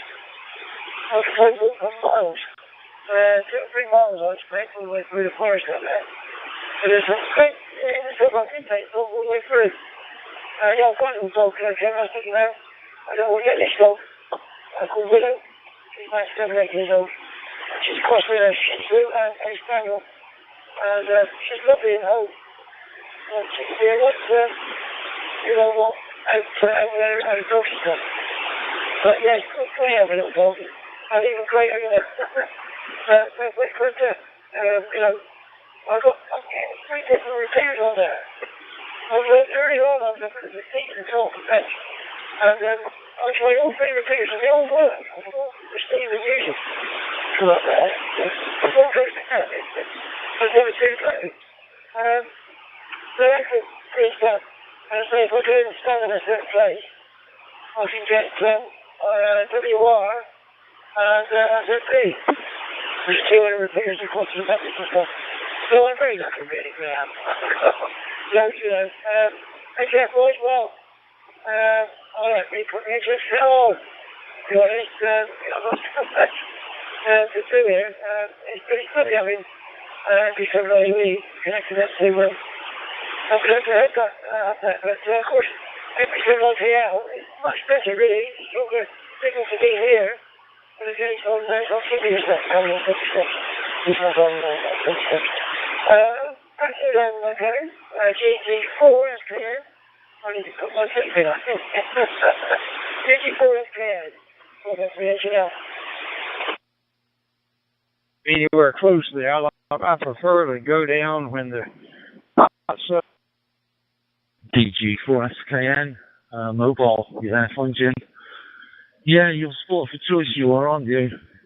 Opposite to me. All these repeaters, gateways, different modes we're using. Really good stuff, Jim. I bet you're happy that John's got his equipment now connected up to HubNet. I had a message from John earlier on. He was going somewhere and he was monitoring UB. So he said connect up to UB in Bath. I'm going to connect it up probably with Echolink or Vanto, I think, didn't I? Yeah, and but I was 4 hours late getting the message, so that didn't work. All good stuff. I think Jim must be hearing wind noise better than me, Pete, because I didn't really hear anything. The audio sounds really good. And, yeah, all okay that it costs an arm and a leg compared to these Enrico machines. They're not fairly pricey, are they? I've got another network radio which sounds okay, and I still can't remember the make of it. It was the first one I ever got. It's one of those cheaper ones, got a dummy antenna on there, and just screw it on and make it look good. A bit stupid, really. Right, put it to you, Pete. I'm sort of right up by the forest now. On a bit of high ground here. You can see the city of Billingham, if you want to call it a city, or a large town, I might call it, but I think they call it a city. G7RPG in the group, DG4SKN mobile. That's how long it's been since I've been. But we went down to, me and my family, it was just right after our house caught on fire. We went down to Carolina Beach in North Carolina, and we hopped around between there and Cure Beach, and this was middle to late September, and it wasn't crowded. The piers was actually really, you know, comfortable to stand on when you're fishing. You wasn't overcrowded. Even though the Blue Runners was running, you just wasn't overcrowded by the fishermen. But we always went up to Cure Beach. We never went to Carolina Beach Pier. But anyway, I'm going to hop off here. I'm sure there's someone else wanting to hop on here and talk. I'm going to go ahead and wish 73 to you. I hope your doctor's appointment goes well. Whiskey 4, Echo Alpha Romeo. This is Kilo Romeo 4, Delta Papa Zulu. Going to be clear on your final. Canvas, marquees and all that kind of stuff. I so want to leave with you to remember that. Over to you, Jim. I didn't know such a thing existed. Of course, I haven't been operating digital modes very long, but I didn't know such a thing existed until I was talking to someone here. I guess it was right on this talk group. He told me about it, and he was going to, as a matter of fact, he was going to make a trip to the mountains of North Carolina. I think he was down in Florida he's going to try to cool off a little bit. He told me about this, and he said, well, let me send you a link to it. I said, sure, but before he could ever do that, I found it myself and installed it. And I've been very impressed. It's set up very easily, and gosh, I've got all kinds of modes I can access just with the one little application. So I'm having a lot of fun with it, Bob. The only thing is I've gotten a couple of reports that my audio quality isn't all that good with it. I don't know what it sounds like to you. You know my voice. I think it's probably lacking a little highs. If it's in the phone, the microphone in this. You know, because I feel that's not right now. But that, in actual fact, is one of the only repeaters left, which is the old 1.6 meg ship. Because, you know, now, great to them are 7.6, whereas that one is old school with 1.6 meg ship. And yeah, we know that is already, well, it's the University of Bath. You know, it's not called UP for nothing, because it's actually the University of Bath. I don't know where it is. And of course, yeah, I was pretty sure I was trying it later. And I was pretty sure I opened it for the rubbing up on the little elbow. I'll try that bit later. It's really easy to put on, yeah. I programmed the easy radio in Wellington. So I can easily on there. But it's very new and quickly on there. Very, very quiet. I've actually not that for my stuff, see, previously for big ones. But yeah, it's quite, I've got the tube on there, put it up there and the viruses, but I don't know what I'm looking against, you know, it's still got very different coverage, 635, 630, get into those, a bit more of directions on there, especially in the evenings. But yeah, all this stuff, I've met with the dog this morning, and I took a picture of all my antennas. I was in a good position to do it, and there's a light for it. So I took a picture of my spot. My antennas in the shack, and I put it on the TV outside for the local clever services. There's a lot of people watch it. And I'm not going on Facebook actually. And just let people know what's my shack's on the way. You know, I have 4 antennas. I have 1 antenna as well. So that's EAR, Mobile, South Carolina will be clear.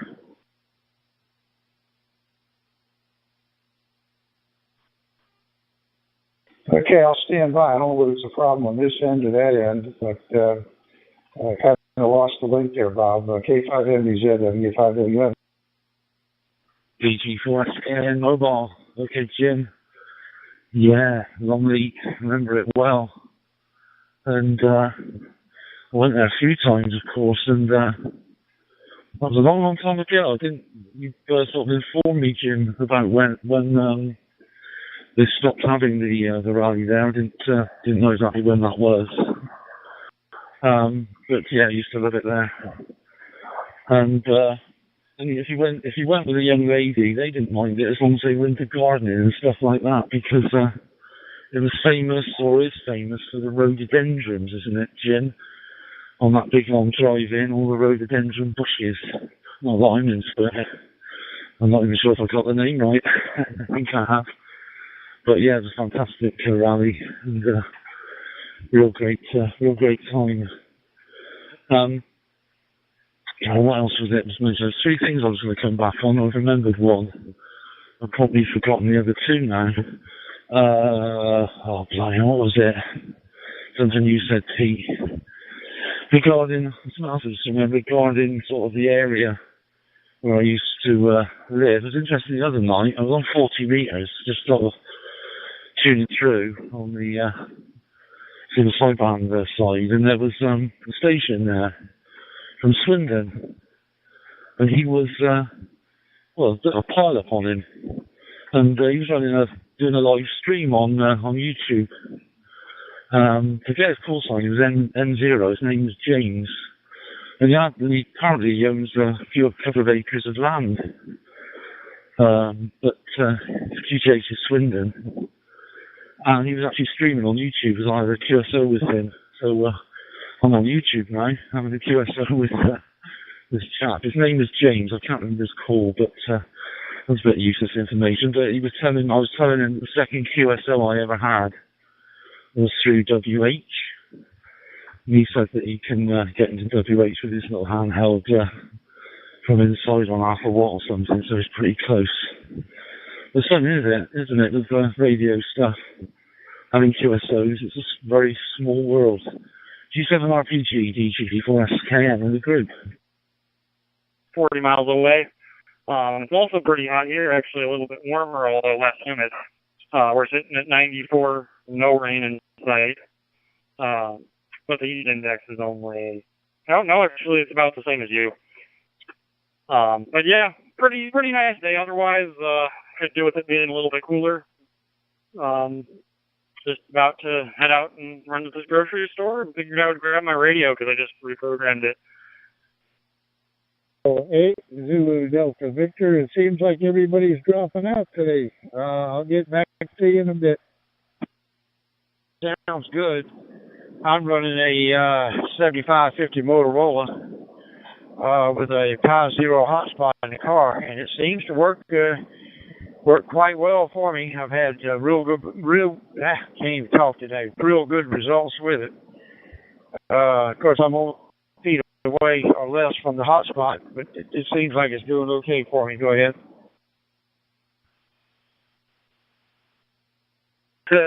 It was the LesNet channel, and then I clicked on another video immediately after that, and it was because I thought it was, I think it was either just after or just before the 145 Alive thing, and it was Callum on Clee Hill, and I thought, oh, that'd be interesting, I'll watch on that. So I clicked on that, I sort of scrubbed through the video a bit, because it was hours long, and sure enough, there's Les again.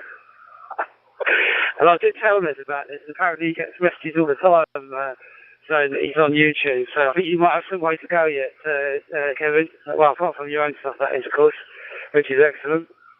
There was another comment I was going to make as well. I can't remember what it was. That's annoying now. You have to stay in suspense. Just an RPG. I'm only going to be 5 minutes in it, so I'll call back in when I come out and see if you're still around. G7 RPG. Over to you, Jim.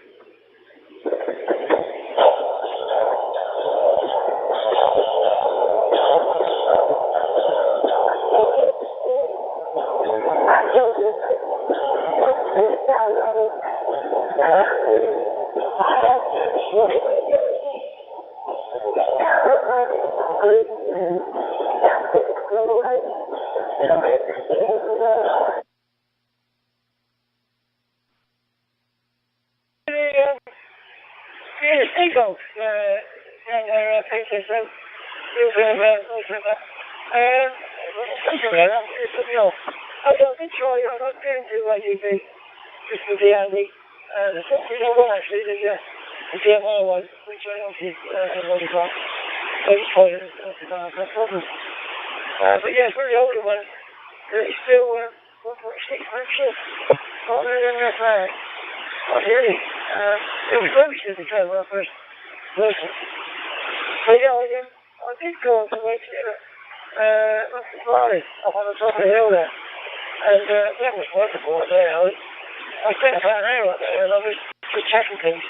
And it was absolutely amazing up there. There's so many different repeaters. And WH moved it up there.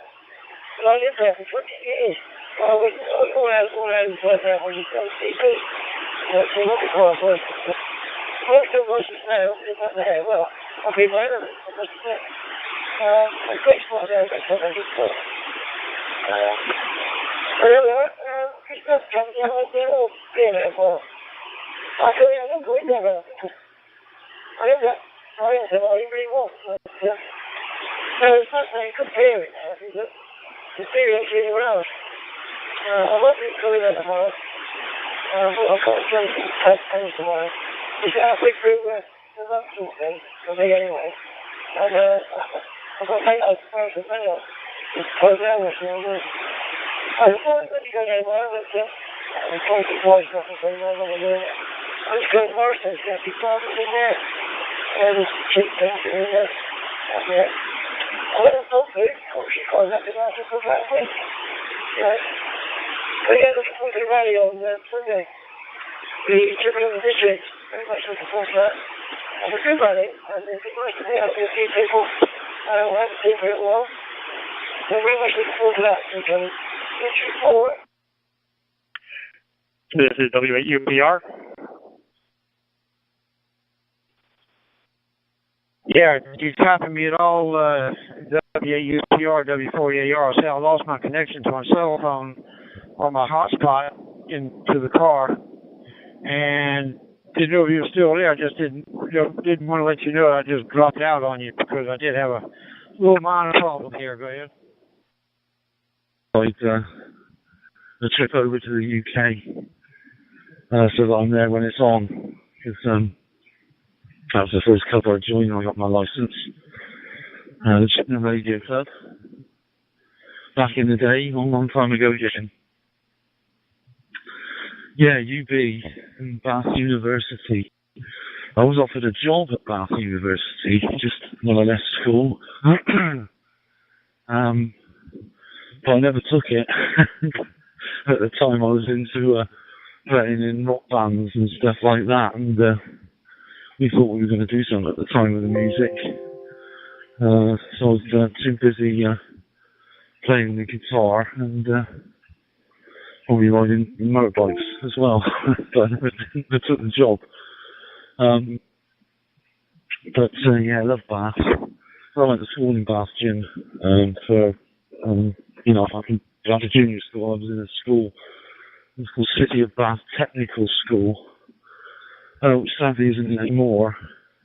That was back in the day when schools were changing, they all becoming comprehensive. So in my last 2 years at school, I didn't really do anything. I was like I said, too busy messing around, wasting, well, I don't call it a waste, but really into the music and stuff. But never forget going to school in Bath Gym on the bus. And don't even remember the buses. You go up the stairs and you go around to the front, and at the front you could do your homework on the front. There was like a desk bit and a bench seat, so everybody was doing their homework on the way into school. Crazy days. Anyway, have a great time at the rally, Jim. I'm sure you're going to enjoy it. That's you with a break in case Peter's back. DG4 SKN Mobile. Linking up, I should say, not just keying up. They are linking up, which is the only way they can do it. So, have yourself a good day, Fred. And I see you logging in QRZ, because I'm looking at your QRZ page. And I will log this contact in there. And if you can do the same, I would much, much appreciate it. Stay cool there, Fred. Drink lots of fluids, like I said. Kilo Echo 8, Zulu, Delta, Victor, from Victor Echo 6, Delta India Lima, from Calgary, Alberta, Canada, waving goodbye to you, sir, and thank you for replying to my call, sir. Goodbye. I've been here for months now. I'm getting withdrawal symptoms and I can't find them anywhere else. You go on their website, it says they're stocked by Tesco, Asda's, Marks and Spencer's and all that stuff. They don't seem to cover them in the shops, so strange one. But anyway, area searched, no trace of the lemon puff biscuits, so sure, I'll go with that. I probably don't need them anyway, but they're nice to have. It's bugging me that it was a talking point. It was something that you mentioned, Kev, actually, in your over I was going to comment on, but anyway, I've forgotten what it was, so probably it wasn't important anyway. Probably something mildly funny, but anyway. Right, well, thanks for keeping me company. I'm on my way back home now, and it's been a pleasure chatting to both of you. So I think to you, Kevin, G7RPG, thanks for letting me in.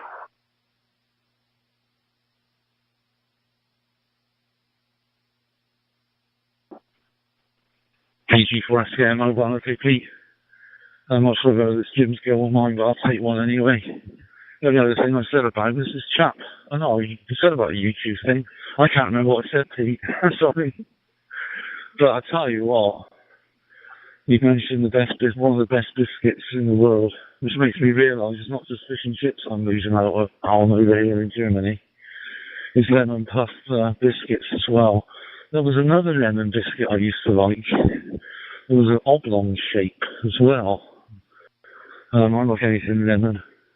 You can get some decent lemon biscuits over here though, so it's not that sort of bad, but I did like the lemon puffs, sorry. Very nice.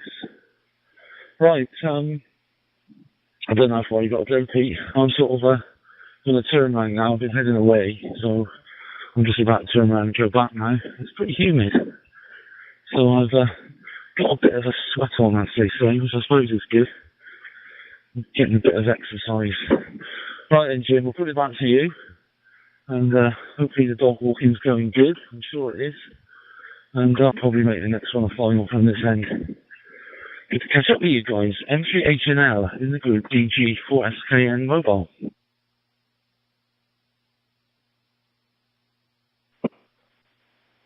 Yeah, it's hot over here too, but we just had some rain, so that brought the temperature down to like.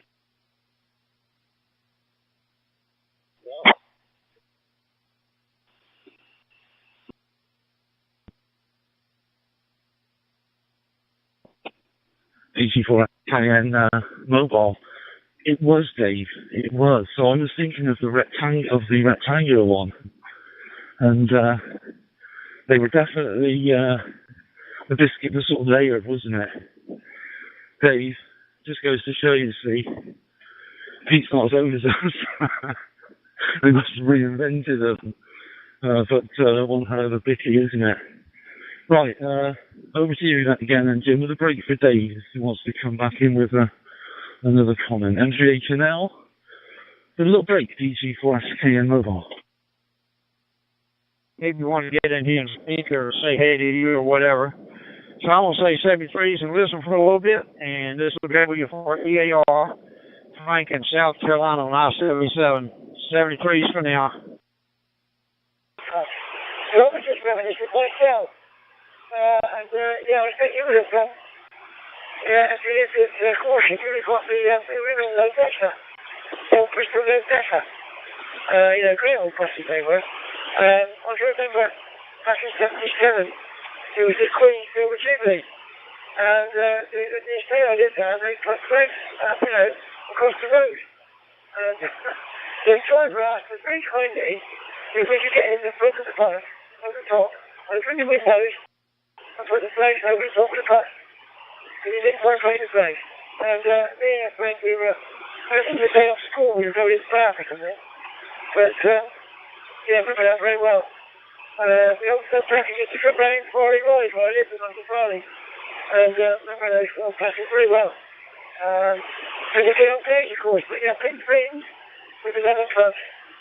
Yeah, some very old things around it now. I remember that very well. Lovely. The trouble is, you open the packet and you notice so much, all the time you put it right in there. So there we are. It was nice to meet you one day. Old man up there. And very good. I'm very ill today. Do you want to join in? I see here at OMK from M3HNL. Good to meet you. Over. Good evening to you, Jim and Kev.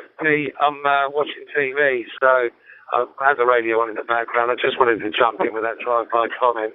I think it's over to you, Peter. Afternoon.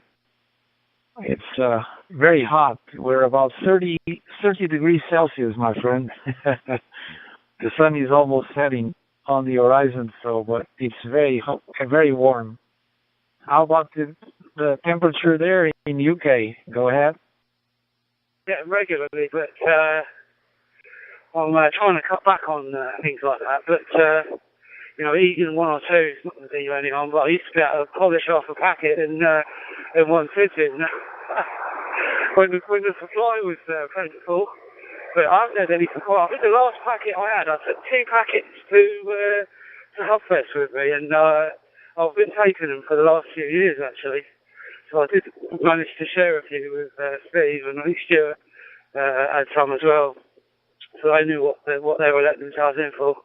But yeah, they're round biscuit, and there's like a paper lining inside, like a grease-proof paper lining inside the packet.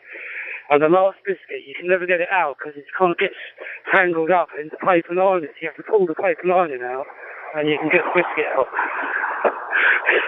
Probably way too much information there if you've never had it before. But I'm getting late for now. I'm beginning to feel, I want to say Sunderland or Borderland. I don't know, completely. I'll wait up actually. But trust Dave for food related stuff today. Thanks, Dave. Over to you, Kev. Here with my old PYT MD UV380 and 5-star software on my hotspot. What are you using there? Go ahead.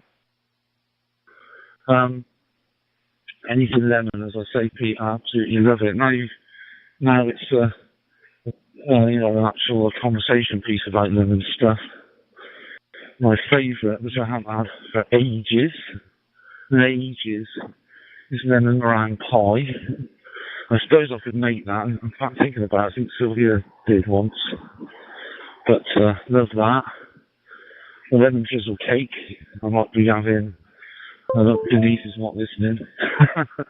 Might be having that when I do my visit to Bath. Meet up with some of the guys, who knows. But yeah, I really love that as well. There was another one as well I really liked. I think probably Pete might remember this, because he's a youngster. But Dave might, and Jim, there was a pudding. It was called Mary Baker's pudding. It was like a steamed pudding, and you could get it with a sauce that you sort of went over the top of it. One you could get a lemon one, or a strawberry one, or something else, I think. But I used to love that as well. Right, over to you, Jim. The hub, what do you call it? The grub fest or something, isn't it? Right, I'll definitely make next to the final though. N3HNL VG4SK mobile, time back. Chill. Okay, well, it's been a pleasure speaking to you, Professor Speaker. I'd like to chat there about different things. But yeah, the drill place, remember it's 74 now. The music was great, also the beautiful brilliant C108 brilliant, coming from the mountain of volume. There we are, but yeah, okay, well, thanks for briefly done. And I'll probably see put the DMR radio on to see what anybody there. There's a great one, 7 phone groups for DMR stuff. So we'll bring it back to you all free, and we'll catch you later, I expect. Well, N3HNL water, bye-bye. Satellite work with mobile radios and effectively a very high gain Yagi. Over. And enjoyed the company, 7-3 Kev, Jim, thanks for hopping in, Dave, and all the listeners out there as well. Good evening, G7RPG. So, and it is also not very difficult to construct a small unidirectional antenna. I myself use a design based on a Moxon. In fact, he's a Moxon for 2 meters, and he has a parasitic elements for the UHF. I think they call it the yo-yo antenna, so it's pretty easy. And I got good results. Of course, it was desirable that I would get full duplex. It is much better, but anyway, it does work. It does work. Okay, great talking to you, my friend. But I just I'm going to stay on the side. There's plenty of stations out there. Thank you for a nice chat here on Talk Group 91. Hope to catch you soon, my friend. CT1 EHO, go ahead. Yeah, CT1 EHO, 0 Mike Sugar Alpha. Yeah, good to meet you. Hopefully I'll get you further down the road, say 73 for now, and have a great evening. 30 and 8, clear. Very nice too. And just developed into something just all about lemon, to be honest. Seems that a lot of radio amateurs are into anything that's lemon as well. Anyway, good evening to you guys. I'm not going to hold it. I thought it's a Paul. And just as well, Paul. Catch you pretty soon. I'm just about done in now. Talking and walking. What exercise it is, isn't it? G0 CDX, DG410. That is often clear. I'll take a Paul for a quick one. Do you have coffee?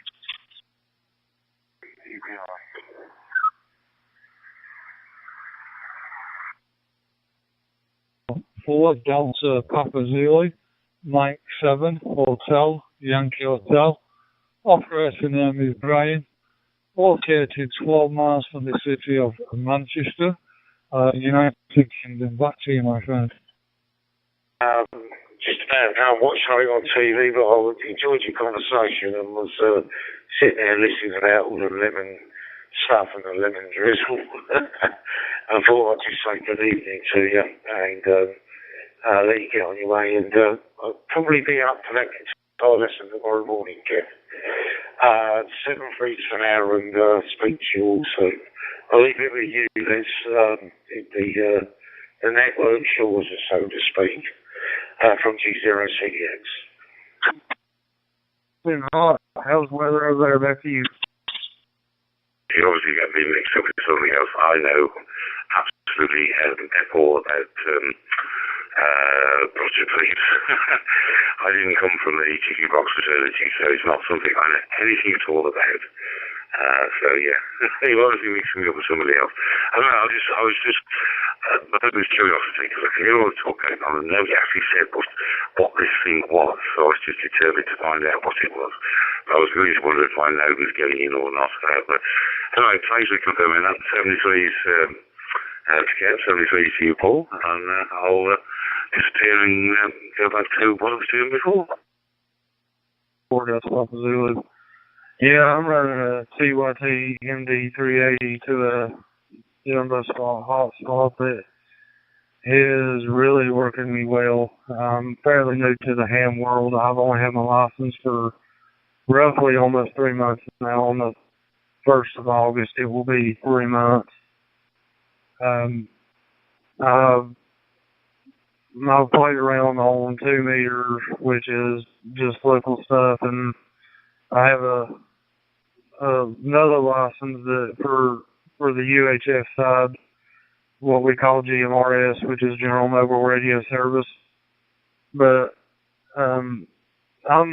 my wife and my kids have stood by my side trying to learn all this stuff. Plus, I'm trying to learn the next level so I can start getting into some HS stuff. But anyway, back to you.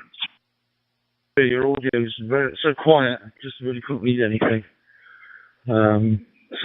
Yeah, difficult to read anything at all from you. 73 DG4SKN mobile is Joystick. Well, I've always been into radio. I've got quite a few radios. The moment I'm talking to you on the Anytone 878 2 Plus and going through an open spot 4 Pro. And I have a Yaesu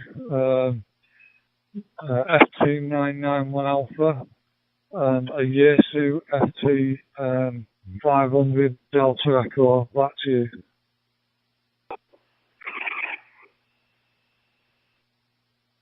Quick look in there, see if there's anything I need.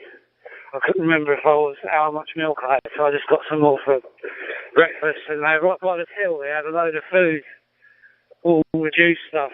And they had a massive packet actually of Warburton's crumpets, reduced to 40p.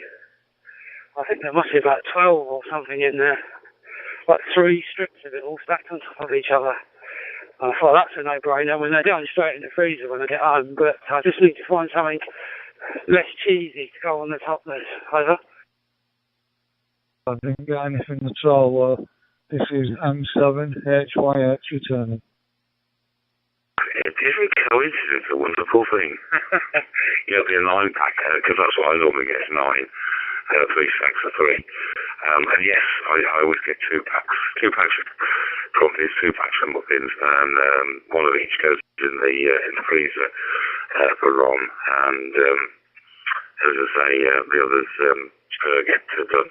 But yeah, now for toppings. Well, really the world's your oyster. You can put whatever you want on the top, whatever tickles your taste buds, shall we say. I mean, I tend to sort of sweetish, err on the sort of sweetish thing, because that's what I was brought up on, you know, butter and then marmalade or strawberry jam. Oh, that was the classic. I got some really nice blackcurrant jam that my son bought me from the farmer's market. And that's delicious. But the thing is, as a kid, marmalades and jams went in the cupboard. But I've noticed doing that they go mouldy after a while. So I started keeping them whilst they're open, I started keeping them in the fridge. But yeah, how life has changed. And wave a hand back to Portsmouth. But yeah, now you've got to, well, I mean, what you can do is you can let the packet, take out 3 and put the other 6 in the freezer. Then you can experiment tonight. Thank you, Peter. 280 LOV.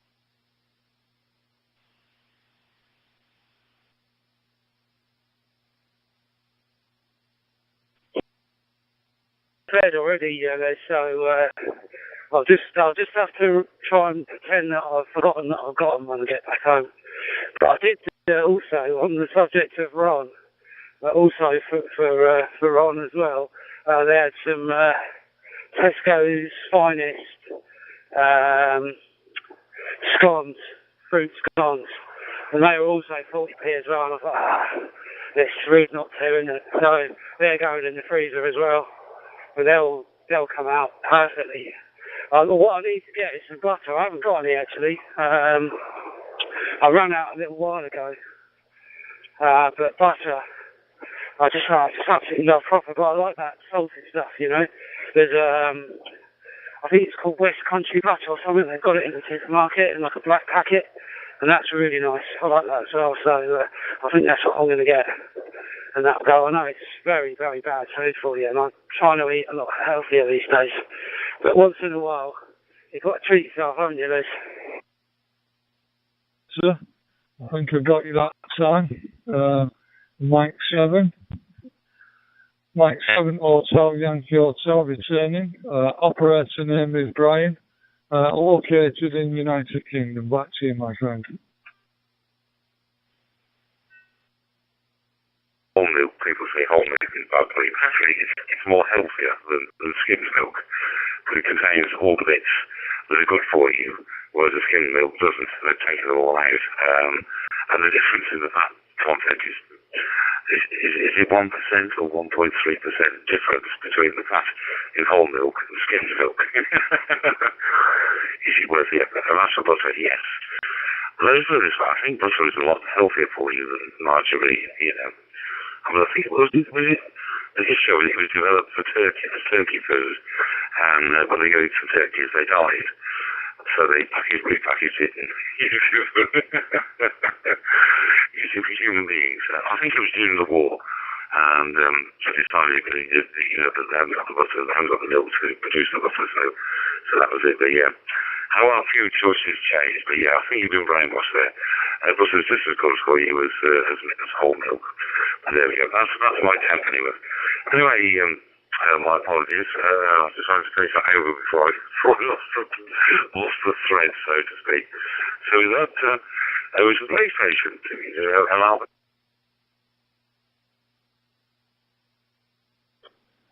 G3DBI returning. Yeah, apologies. When I first come in, I was actually using the MB5SP sideband repeater. It's obviously not quite set right for the Echo Link connections through to the nodes. The reason for the beep there is basically you kind of need a beep at the end of a sideband over to know that people are, are finished, so to speak. But yeah, so I do apologise. I've just come in on the mobile phone there through the link, and hopefully that's boosted the audio a little bit. I'll take a look at the node this side at some point and increase the TX volume on it.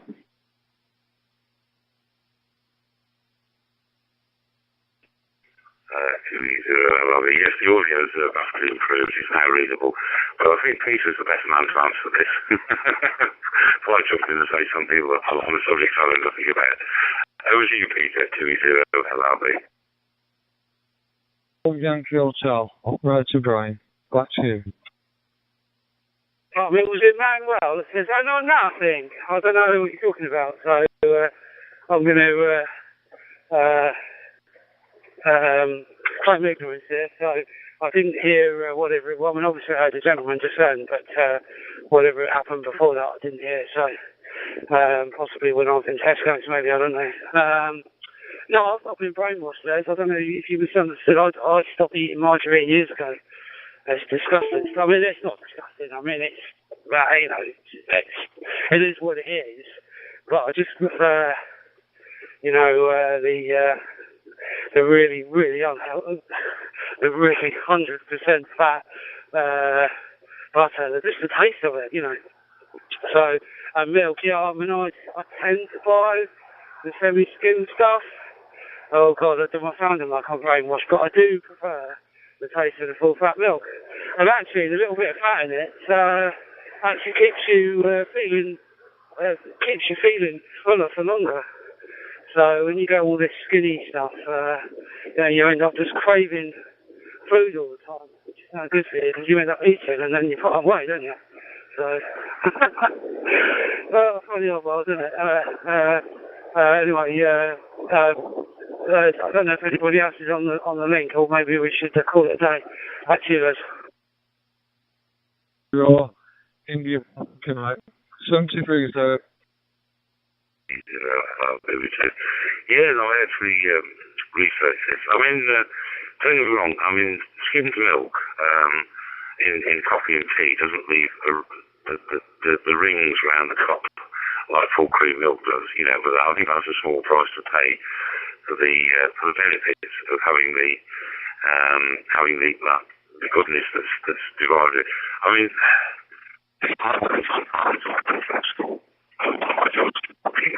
dairy farms on this place all the time. One of the perks we have is like this miniature little milk churn, and we were allowed to fill that up with milk from the milk tank. The milk tank was like an ice jacket all the way around. It cooled milk down rapidly. And there's a pan in the middle to keep it all mixed together, all homogenized.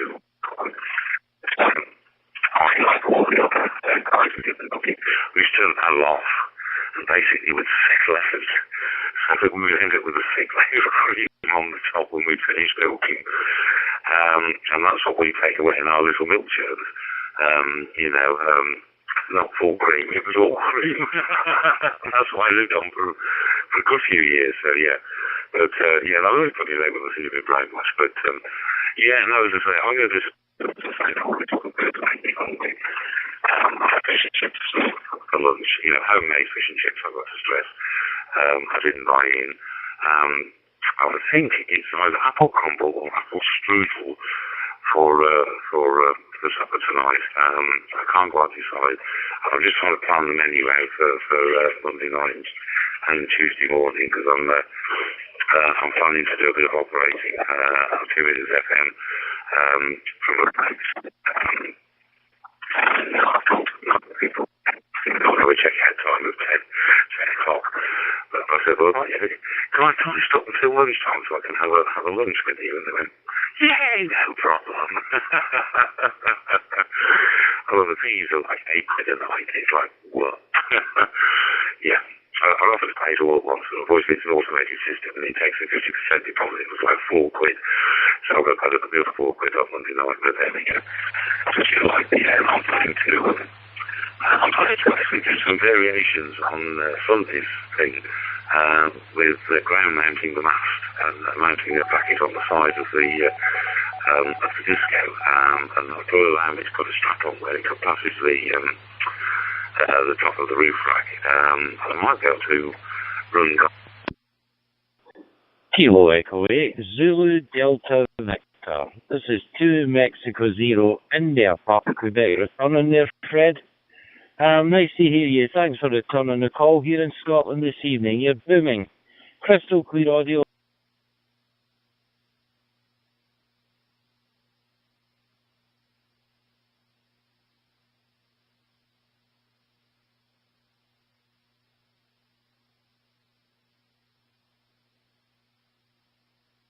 Okie dokie, Les. I don't know if you try. If those apple strudels are the ones that you can get frozen in the supermarket, the like the foot long sort of type ones. They come out amazing in the air fryer. About 25 minutes, I think, at about 120 degrees. Or maybe you have to put them on a bit longer. Or maybe it's 40 minutes. Anyway, they come out pretty well. And I also made the discovery tonight with the air fryer. I had some soft white rolls that I bought. If I see food going cheap and it'll go in the freezer, then I'll buy it, stick it in the freezer. And things like bread rolls and stuff that you only want now and again anyway. And so I got some little salt and fried chicken things with a few chips in the air fryer tonight. And I thought, I've got some bread rolls in the freezer. So I chucked them in the air fryer for the last 5 minutes, maybe it was 10 minutes. I put them in for too long anyway. And they turned from soft white rolls into crusty rolls. And they are absolutely amazing. You know the crusty rolls when they sort of break up a little bit, when you cut into them. That's what they went like. And they were absolutely amazing. So a little tip for you there, just soft white rolls and just cook them, just put them in the air fryer for too long. Frozen, by the way, frozen ones. Right, anyway, 73 G7RPG.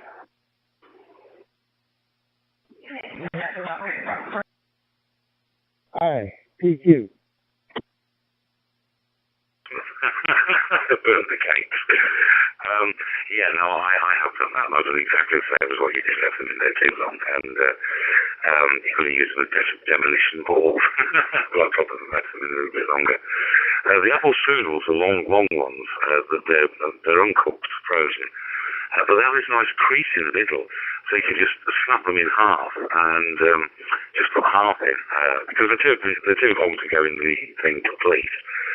If I want to do a whole apple strudel, I'll have to do it in two separate bits. But yeah, it works great, So one apple strudel, frozen uncooked apple strudel, is 2 meals for me, and I think it's costly. But I'm salivating just thinking about it. Anyway, I think that's enough of a group now for one night. Anyway, cheers and beers, and we'll catch you further down. And as soon as I hear a location throw in, because somewhere or other there's a blank space on my logging sheet, I'll let you know. But I think it probably was Jeff. So, cheers and beers, catch you further down, and thank you for the guys who run HubNet. You know who you are. And also towards your web listeners, thank you for putting up with us, and hopefully we've kept you entertained. And probably slightly hungry for that. Cheers, mate. 20, and I'll be clear from that.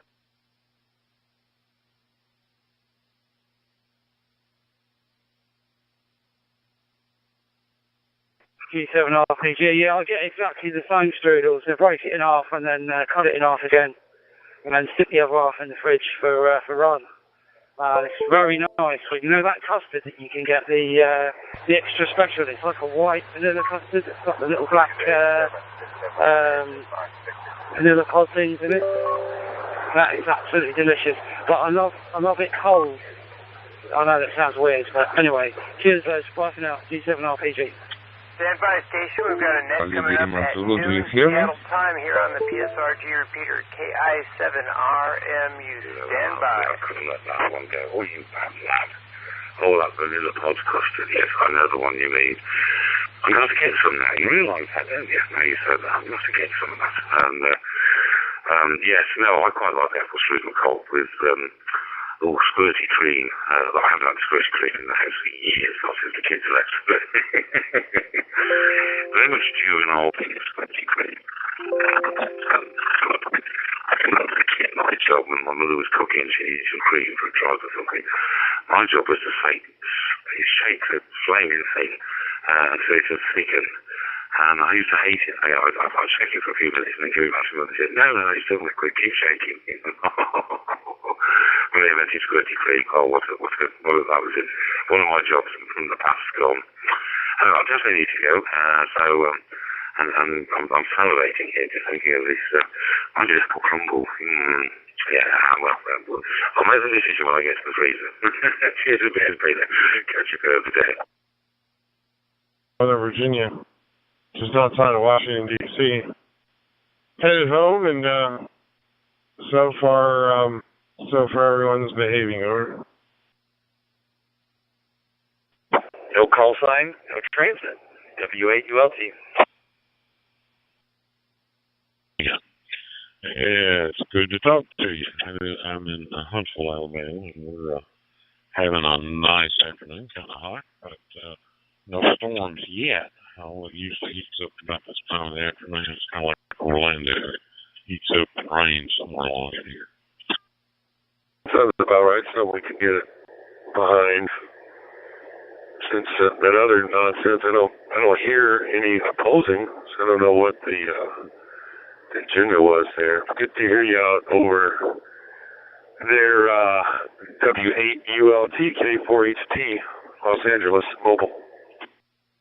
Yes, I love the best apple so I in Germany. I think they were talking Germany down in Bavaria. The UK ones, they're putting up sultanas of it. I love them sultanas. But yeah, that's another story for another day. Cheers if it is, Kev. I think you're in cahoots with Peter, like you try and keep me on there as long as you can. But yeah, thanks for coming in. 20 LRV. So clear for Canada this evening to Scotland. Crystal clear audio, booming signal, my friend. Over. Make a list of what you think you might need when you come over in early September. So I was going to make a list of sort of,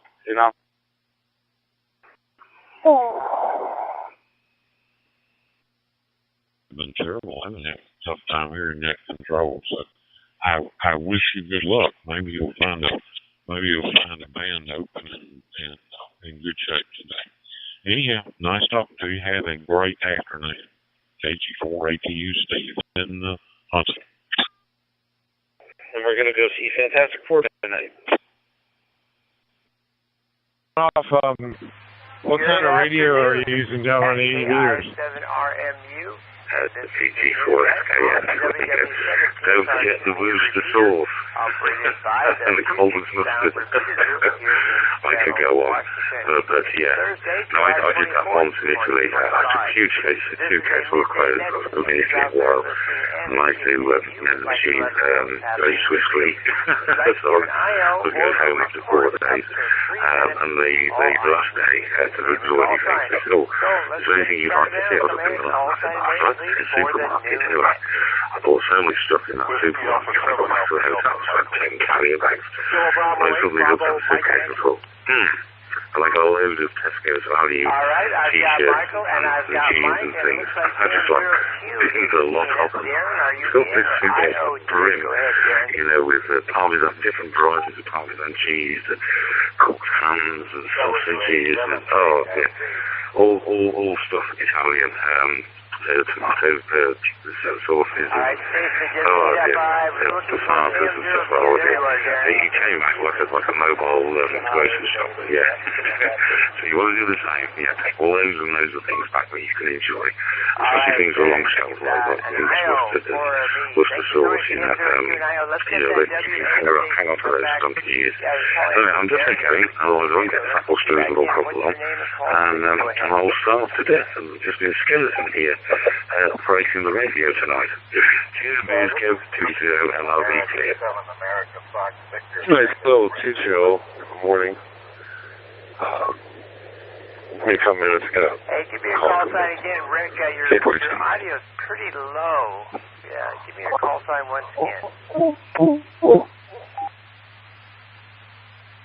Here in Scotland, 18 degrees and still sunny. So we can't complain the weather here in Scotland. I hope you're getting my transmission, Mario.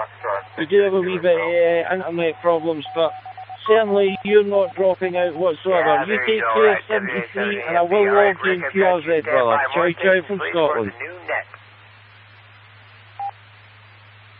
URB, John, IO. All understood there. All right, a little over my side there, John, but that's Las Vegas, and, John, 0 URB. I hope and you'll send me a 73. 73 is back to you, sir, and we'll look down the road for you again to make another contact, and maybe when I can hear you a little bit better. There was still some bits of it missing out of your transmission. Hey, well, no garbage when you do come through, it's perfectly legible, but it's some of it is missing. To Erica, 2 Michael 0 India Papa Quebec, 100% on logging QRZ, 100% sir, no problem. And 73 to you, sir. And we're waiting goodbye from Calgary, Alberta, Canada, sir. Thank you. Thank you. I'm good today, Jack. Yesterday afternoon I worked outside. It was really hot in the sun, and I'm not going out today. It's due to ITQ, Vector Echo 6. I told Larry I'd check in early. He missed me on the morning nap when I talked to Bill. So, good afternoon, Sandy. WC99. Did some bookkeeping, and I don't know what I'll do the rest of the day, but I'm definitely staying inside. Stand up for C99 to returning. Hello, David, and how are you this fine day over? I'm just wondering what type of, do you have a selection of different cheeses or one cheese at all? Out. Let's see, about a 10-mile-an-hour wind. I worked out in the shop until about noon, and I thought that's enough. This is warmed up, so I guess everything's going well. It was nice this morning, so we got our walk in early, and working on the camper van, getting it all looking good again there, Sandy. What have you been up to? I got him, I think. He got a nice little present this morning from the neighborhood cat. Nice little rat. I can't figure out what you would like. I think that this time on today, so it's just a bit more. And after that, really, just taking a general walk about the place over. He likes you and thinks that you're in need of a meal. Take care of you there. Wouldn't worry about any audio settings. Just put in your favorite channels or talk groups, and away you go. Over. We take the dog and doing the property as well. Like, you know, the property's not that big, but the take the dog is a fair bit over. Monterey Jack. Oh, hold on a second, Michael. I've got a Still have to run all the ins and outs and how to save different Wi-Fi based on what I'm using at my house or linking to the hotspot on the phone. I got a few more things to figure out, but I just want to see if I at least had it up and running. I appreciate it there. KI4RR, Rodney in Galax, Virginia. KB8BMY, let's go talk to Mike. Mike, hello. Back to you. Yeah, hey, Jack. Radio Diesel командного Diesel командного глубоко двигателя команда.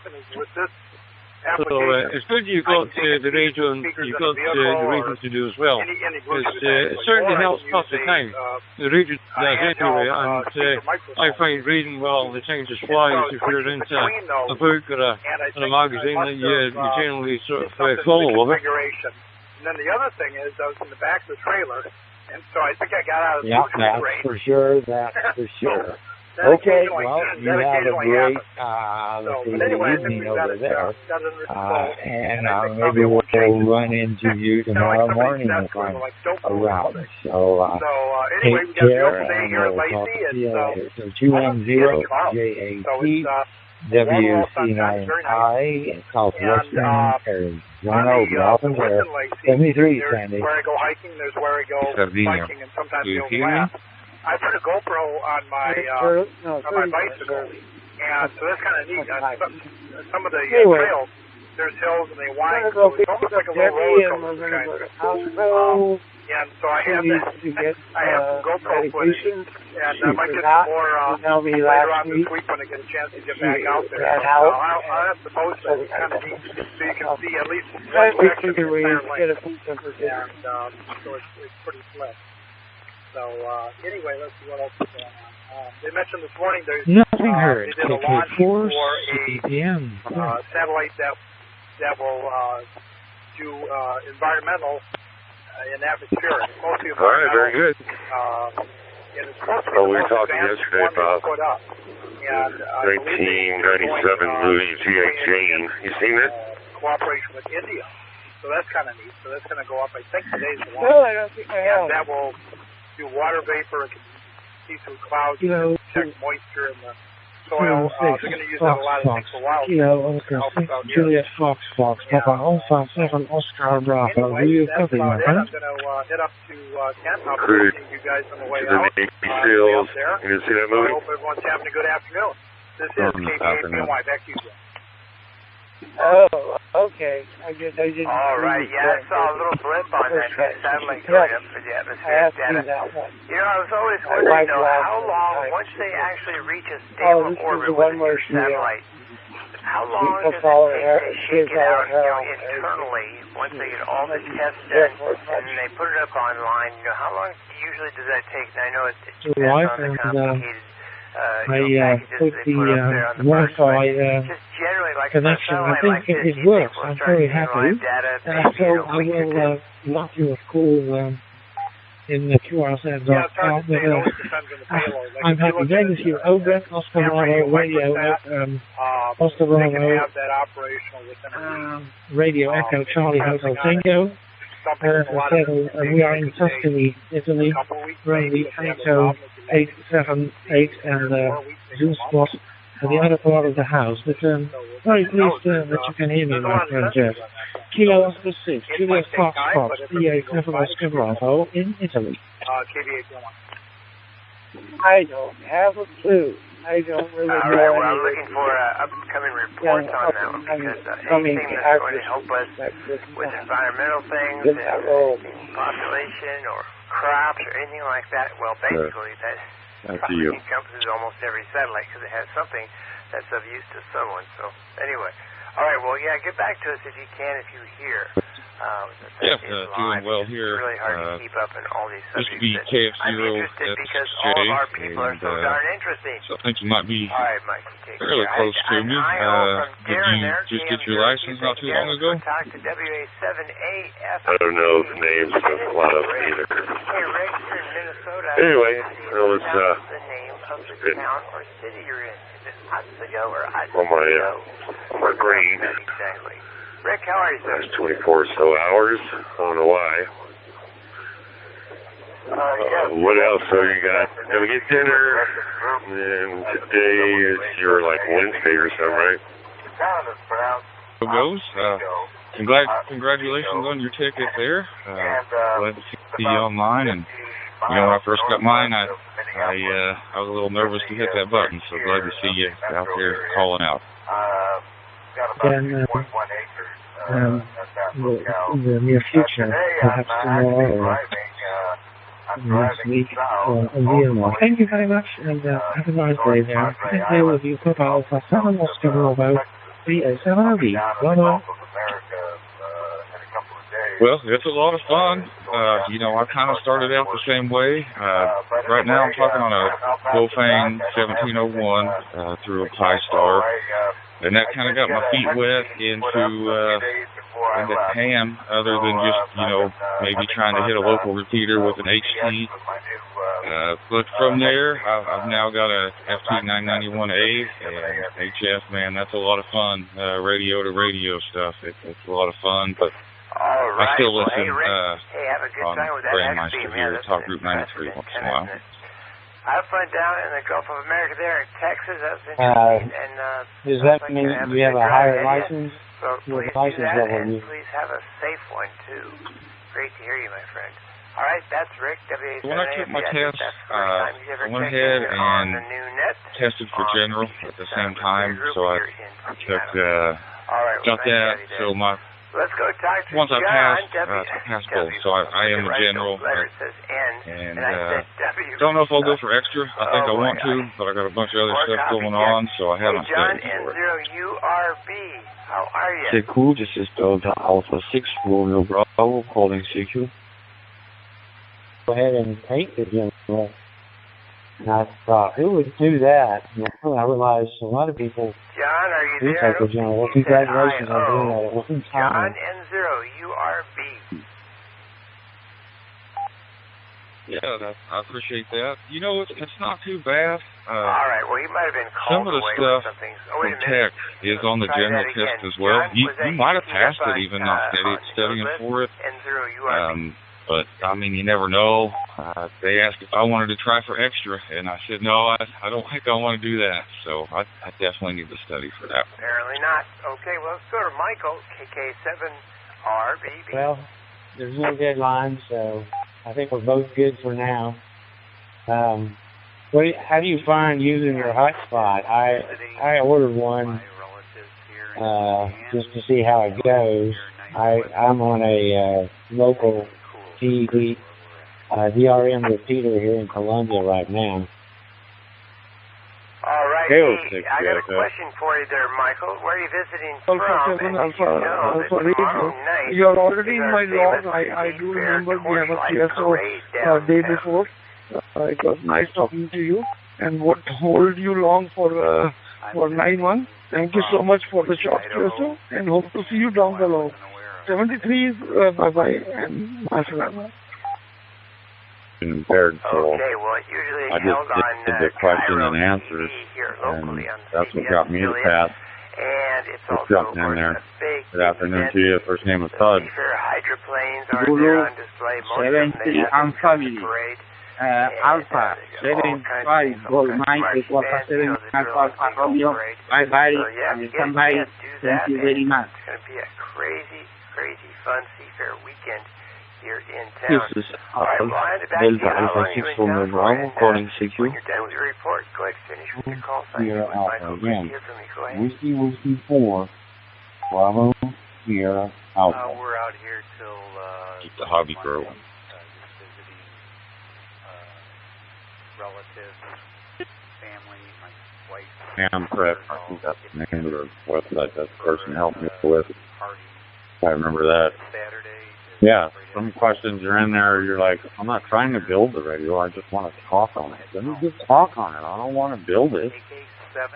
You know, yeah, there you go, man. That's what worked for me, but I'm fully vision impaired, so I can't do the schematic part of it, or the safety. I went through all 1 through 411 questions. Just for maybe the amount of birthday. For ham radio, I'm working for Qatar Metro Radio Society, and we were there in the physics shop for the ham fair this year. Every year we do come for participate as an exhibitor. Back to you, that's Alpha 6 Radio Bravo, Alpha 75 Golf Mike. 1 through 20 segments there, and they all have a different 22 on one side, and you know, and then I put them all together, 411, and I only missed like 47 or 48 questions. So it's only 35 questions there, Roger. This is the new net on the PSRG 2-meter machine here in KK4 CPM listening on Islands and Islands. Join us if that's you. Come ahead. Section that you're not real great at, and you can get the rest of them, you're going to pass. My Alpha Radio, and I can log you with the QRZ.com. And most probably I'm coming to Germany next week. I'm in Portugal now. I'm right now in Portugal. Next week I'm traveling back to Germany for my flight back to Qatar. So I'll be staying another 2-3 days in Germany, and then in the physics shop only. And then I'll be back to Qatar. So maybe once again we can have a QSO when I will be in Germany at physics shop. Back to you, Delta. Alpha 6 Radio Bravo, Alpha 75 Golf Mike. I think I got my ticket in January. It's only been about 7 months for me, but I sure enjoy it. My brother actually got me into it. He was showing me on a work trip. Well, yeah, I think I want to do that too. So here I am, 7 months in, and I got a base, and I got a UHF VHF base, and then these little handhelds for DMR. Don't have a whole lot of time left, but I'd take a minute and get out here. You're right, it's a gorgeous day down here on Portage Bay. And, hey, any seafair fans out there, just a little bit ago, the asking you about the hotspot. How do you find a hotspot versus working on a repeater? So, I'm in stateside, Ohio. Look for the Moby Duck, leaving the area. I have heard, and there may be others in this top group listening, I have heard, I think, that there's a better hotspot that may be supported a little more. Maybe I'm wrong on this, but I think I have heard that maybe TriStar isn't going to be supported going forward, and there's a better hotspot. Airplanes a little bit, and the most recent airborne phenomenon I've been witness to is I was just being invaded by a maybe a STD or something like that. And the last time I remember was that. Probably yearlings. In Portugal. Business officer Henry Kumar, and working edition is with the YAVAPI 2017 with my hotspot over here, working with the Wi-Fi, and the temperature is quite normal here. It's around 20 degrees over here in Portugal right now, and maybe it will go down to 16, 17 in the night. So, I think this is our first year, so I'm just logging with the QRZ.com. Kilo Eco 8 Zulu Delta Victor, which is Alpha 75 over. Out offshore here, and nice. then we're coming in and Small, landing at but 45 minutes I can be over to Springfield, and they got anything I'd ever need and more. But just even down the road from us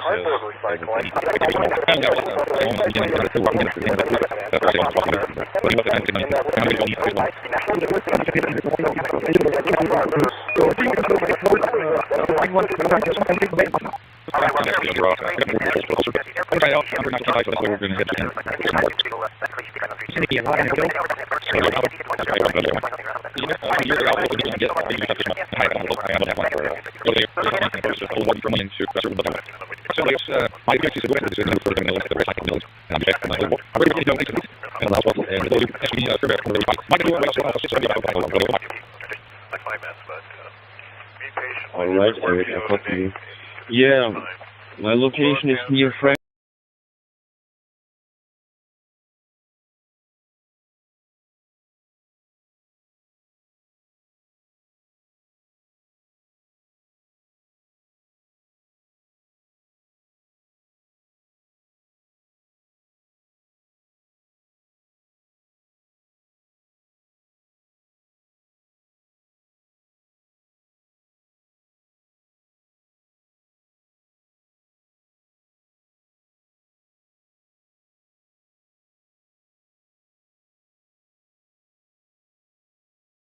Weather here is also good, 26 degrees, 27 Celsius. Everything might be expensive these days, but car batteries are incredibly expensive. So the question is, can you actually save or restore an old car battery? Well, let's find out. In the first test, we'll see if we can save a car battery using a stick welder. Then we'll try to restore a car battery using Epsom salt. Finally, we'll see if a battery desulfator can save a car battery. We'll see if we can restore a car battery using a DC welder. You can also use a high-amp manual battery charger. Since they don't have a really large car battery charger, I went ahead and bought this titanium welder, which is sold at Harbor Freight for $320. We have several car batteries to work with, and I have 5 of them on a trickle charger. All 5 are fully charged. I also have another car battery that won't charge above 7.4 volts. Our first car battery is made by Duralast. It's rated for 825 amps and 660 volt breaking amps. All battery plates are completely charged, but I look at more still water will squeeze down to form a baseline. A fully charged battery needs to be 4.6 volts or 2.1 volts for each side. And the battery is fully charged at 12.8 to 12.9 volts. Let's test the car battery first with the Foxconn BT705, which is an electric battery tester. It's a 12-volt battery diagnosed with a lead acid battery. We also test for cranking amps, and this battery is rated for 825 cranking amps. And the battery tester is telling us to replace the battery. Unfortunately, it's in terrible condition at only 204 cranking amps, which might be enough to start a light lawnmower, but definitely not a car. SOH stands for state of health, 21% is not good. SOH is basically an indication of where the battery's at in its life cycle and how it compares to a fresh battery. SOC means state of charge, and the battery's at 100% charged, but it's still in bad shape. Internal resistance is very important. What's the opposition of flow current within the battery? And this battery's at 19.05, and it should be around 5 or less. Let's use a battery hydrometer to establish our baseline. And there's a specific gravity density or weight of electrolyte inside your battery, and if the car battery is fully charged, needs charge, or 1 more cells of spin. The electrolyte in the charged battery has a specific gravity of 1.265, and batteries below 1.2. I tested the cells, and they were well below 1.2. Let's quickly apply an actual electric load on the battery to see if the electronic testers accurate. The testers show the battery is very close to 12.9 volts, and both testers agree that the battery is making very close to 200 amps. Before we hook up the welder, I'll go ahead and add a little bit of distilled water into the cells. I had just enough water to bring the level to the bottom end. Possibly the welder is attached to the positive terminal and the ground to the negative terminal. I just can't emphasize enough how incredibly important it is to have very good ventilation. I have very good ventilation with a 4-foot fan pulling the air out of the shop. We'll start very close to 70 amps.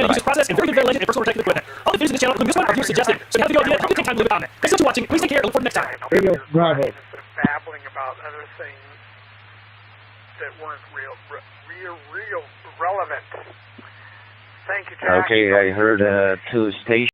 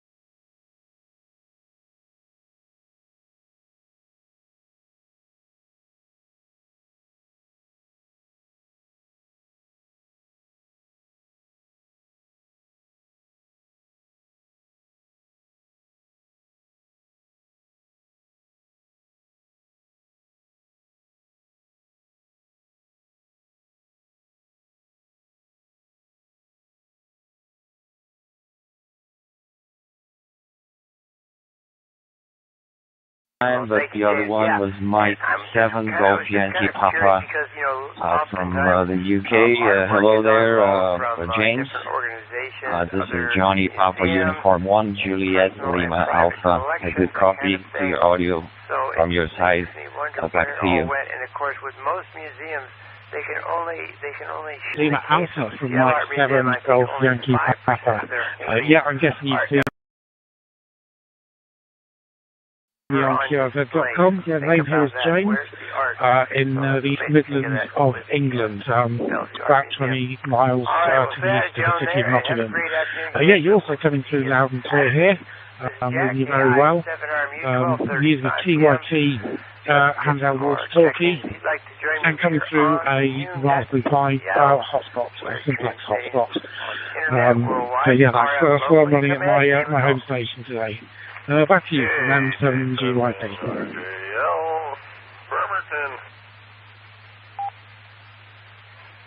Howdy, JR, you're on the list. Who's next? Mike 7 Golf Yankee Papa Uniform 1 Juliet Lima Alpha returning. Very well, James.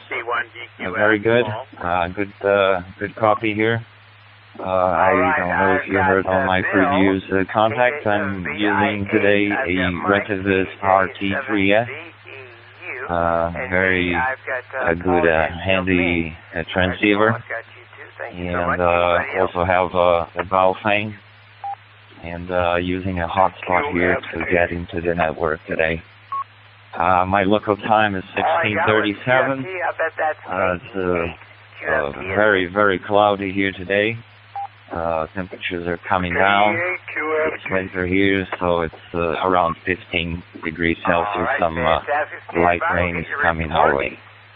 Back to you, Mike 7 Golf Yankee Papa from Papa Uniform 1 Juliet Lima Alpha. Kilo Echo November, on the move, Jack. Golf Yankee Papa returning. Yes, we're about 4 hours ahead of you. It's 8:37 at night here.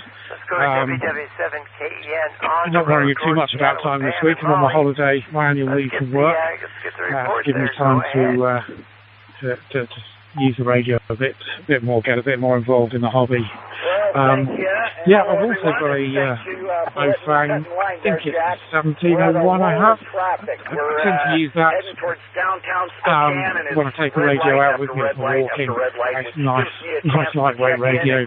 Works really well on FM or really well if you've just carrying a hotspot in your rucksack. It's just a really nice little radio, I think. Yeah. It's about 22 degrees here. We've had a little bit of rain this morning, so it's it feels a lot hotter than it is. Very muggy outside, but yeah, we're on summertime here. We're at some quite warm weather, and now we're starting to get some quite wet weather. Wait a minute. I don't get the part about Pam working on the fixings there. Now, is this while you're in traffic? Does she have like a galloping gourmet mini kitchen set up in the back seat or something?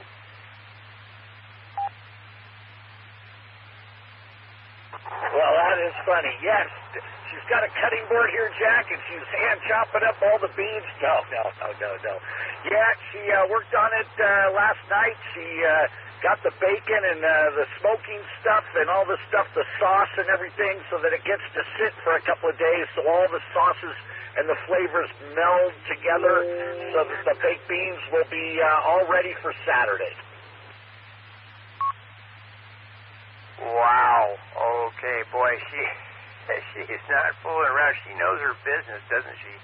All right, baked beans, Pam. All right, well, yeah, you get those beans going, and by the time you get here, everybody be waiting to have some. All right, Ken, you drive safe, and I got Pam and Molly there, and I bet Molly's pretty excited about all those onions being chopped right nearby. Kidding. Okay. Thanks, everybody. Let's go back to KJ7RJL. JR, what's going on? Well, as Cammy would say. How's it going there, Jack?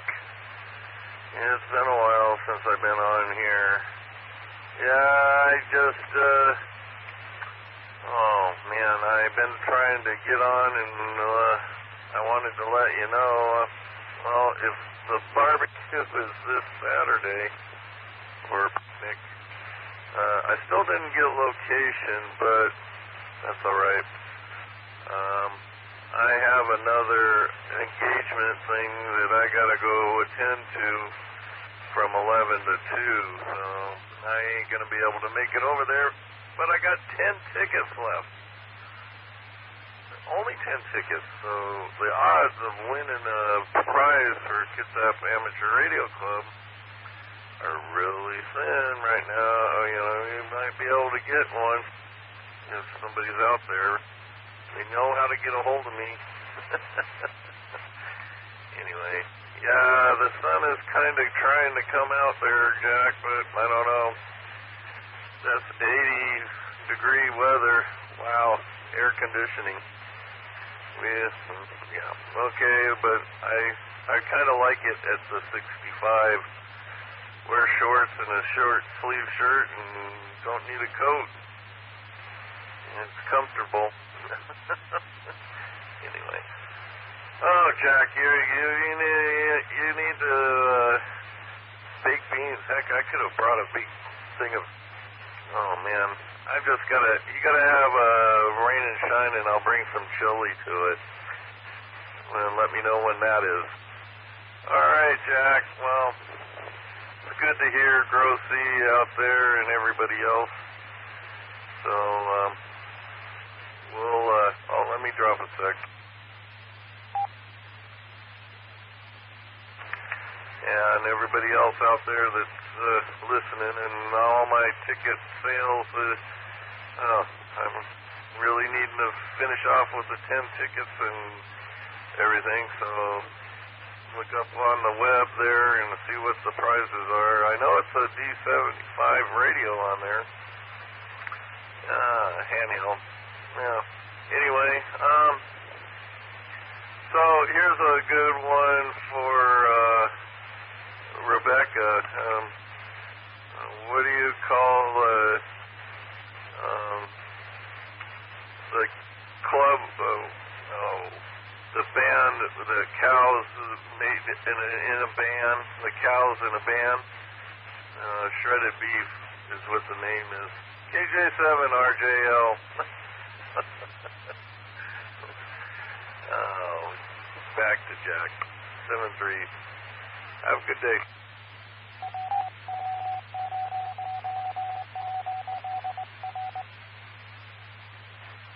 All right, we'll see what happens when you miss rehearsals there, JR. Doesn't quite come out the way you probably had intended, but all right, well, we'll have to piece that back together on our own time. Hey, nice to hear you. Take care and say hi to Cat. And here it is. I'm just going to tell you this. You don't need to respond, and we'll have more information on this, and it's on the website, so you can have somebody look at it. But Season 7, Episode 5, Rain or Shine New Net, is at Green Lake Sunday, August 10th, and it's an ice cream social. So, ice cream for all, and more about that later, but it's going to be a great one, much like our 50th Golden Jubilee that we had there with the ice cream social at Green Lake. Cammy and Robert will be hosting, and so more on that later, JR. All right, you have a great afternoon. All right, Bill, KJ7BIH. I only heard one letter, but I knew it was you. I think it was you. Let's find out. Was it you?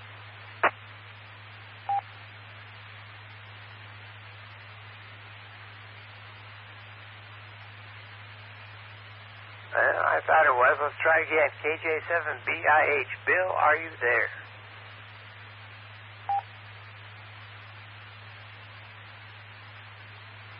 All right. Well, if he was there, he might not have been able to wait. So hopefully we'll talk to him soon. And if it was him, thanks for dropping by, Bill. I've got you down as an IO. Let's go to Mike, KJ7VEU. Wow, your magic ear just skip the beat there. Anyways, yeah, I've never heard anybody pull 5 out of a pileup like you can. 5 or 6. Yeah, there's still the 3 call signs like JR's suffix, and 1 list. That was what, probably about 5 years. Wow, it seems like 5 years ago. God, everything during the before time seems like it was 8 years ago or something, you know? Probably like 3 years ago. Back around when Borrachini's closed. Anyways, have a nice afternoon. It's pretty nice out here. KJ7VEU. All right, boy, you must be having a great time down at the beach. What are you doing, some surfing or something? Or you the ski-doo out? Wow. All right, Mike, hey, have a good time. Thank you so much. Nice to hear you. And we'll talk to you in a couple of days, I think.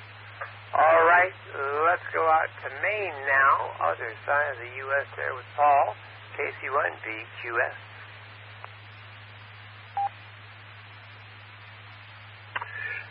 Good afternoon, Jack, and everyone on the net. We've had a really nice day here. It's currently 86, and the humidity is on the rise. It's been pretty dry all day, but we're getting a little more cloud cover now, and I can feel the humidity starting to come in, and that kind of makes sense because I'm supposed to have thunderstorms tomorrow, a chance of them anyway. That's never fun, but it's been a great day. I've spent the day kind of trying to regroup and organize because craft fair season is approaching, and I do etched glass stuff, and I haven't done as many as I wanted to because working full-time is limiting, but hey, now the sky's the limit. So I have one in 2 weeks that I get into very quickly, and then I had to rethink it, but it was too late. I'd already sent my application in. But down in the Mid-Coast area, and that's exactly where my daughter has moved to and is working as a reporter for the local paper down there. And this event is called Old Bristol Days. It's in the town of Bristol, which is on Pemagood Point here in our Mid-Coast area.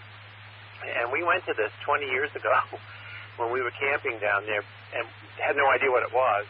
But when I saw this come across the Facebook page on craft fairs that I follow, I had to get involved because I knew she would be down there, and she is actually covering this event for the newspaper. So I thought that would be pretty cool.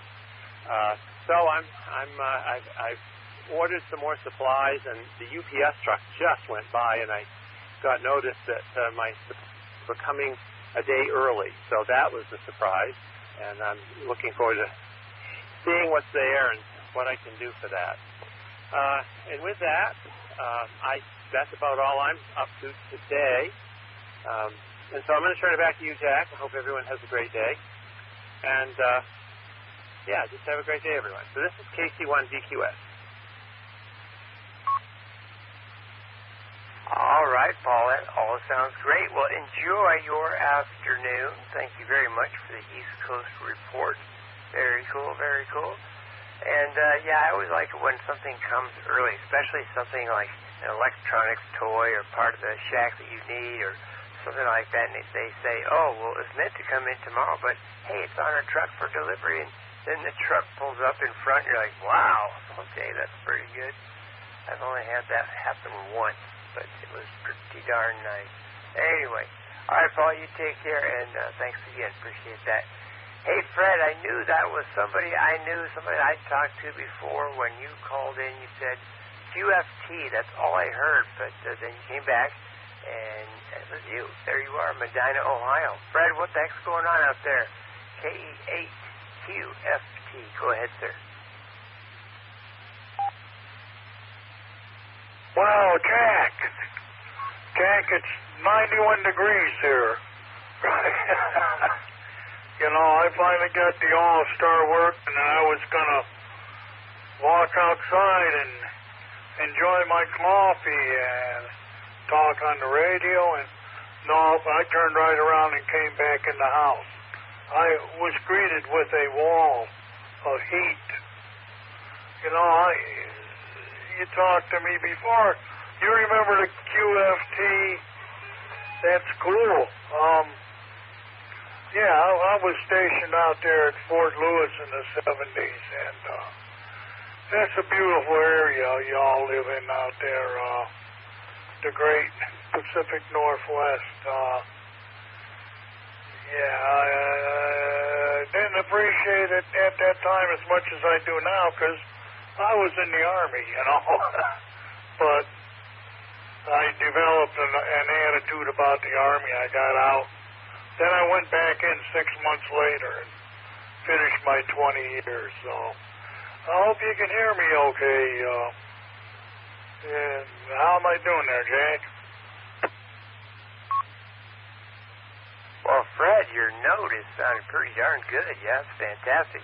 Yeah, I knew we talked before. Yep, and as soon as you mentioned living out here, yep, I remember Fort Lewis, of course, and of course Lewis. No, I can't remember the name of the Air Force Base because now they call it Joint Base Lewis McChord. So there you go, JBLM. But hey, when you were out here, I lived down in Olympia, so we'd always hear those guns booming off in the distance there up the fort. But back in the day, you know, and it's not any different now, but of course back then the muscle cars were much more noticeable because they were going so darn fast down I-5. What were you driving back in the day, Fred? Well, my time at Fort Lewis, I wasn't driving anything. I didn't even have a car, Rob. I didn't even have a car when I was there. I was only there for, well, a little less than a year. I had some good times, and I also followed D.B. Cooper extensively. The guy who comes out of the airplane, and they really don't know what happened to him. That's an interesting case, you know. And actually, I thought I saw him one time. Yeah, you know, but of course he didn't. Well, yeah, this was after he jumped out of the plane. I was at Fort Lewis. Anyhow, that was interesting. KE8QFT back to net control. Oh, yeah, I remember the day that story broke. Wow, everybody's like, he did what? Yeah, I don't think that suitcase of money survived either. I think at one point I heard a report about them finding some bills in a mud bank of a river somewhere. Anyway. All right, well, Fred, you take care. Have a good weekend. Nice to hear from you, and we'll talk again, I know. All right, let's continue on now with the new net 1252. 1252. I'm Jack, KI7RMU. If you'd like to join us, come ahead, call, sign, and name.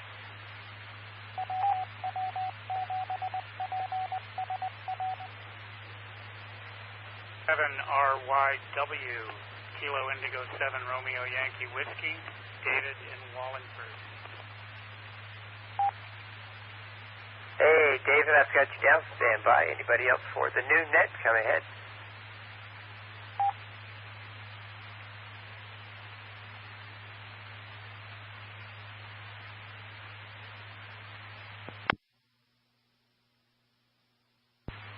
Well, David, I think I heard you check in yesterday at some point, but I think you were I.O.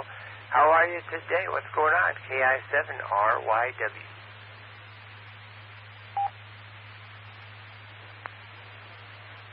Hello, everyone, and thank you again for doing the net, Jack. And yesterday, if you heard me, you might have heard me testing my new antenna and feed line. A couple of weeks ago, I got a J-pole locally, J-pole John, and then it wasn't working, and then, or very well at all, and then I went ahead and dropped the big bucks on a heavy-duty coax 12-foot cable. And so it looks like I'm blowing the doors off of almost all of the repeaters except for Buck, at Buck Mountain. So I'm really happy with it, and I'm on lowest power. In fact, what was going on yesterday was I was on high power from having experimented with a different antenna and wire setup, and I was turning off the repeater system just by overpowering it. And so I did some research and found to go lower, of course. So here we are, working strong, and I don't know if I'm going to be able to come on Saturday still yet. I am going to be doing a tour in the morning, but I'll look at psrg.org for the details, and put the Ice Cream Social at Green Lake on the calendar, so we'll see about that as well. Thanks again, Jack. This is KI7RYW. right, yeah, well, thank you very much for bringing that to my attention, that it was you and I that were testing that new setup yesterday. I think I came in, I heard you and said, hey, what's going on there, David? Yeah, I do remember that. All right, yeah, you sound fantastic, so nice job. And that John J. Pole, working like a charm. Nice. All right, you take care, David, and yeah, maybe we'll see you Saturday. All right, thank you so much. Anybody else for the new net? Still fairly early, 12:54 p.m. I'm Jack, KI7RMU. Come ahead, call, sign, and name.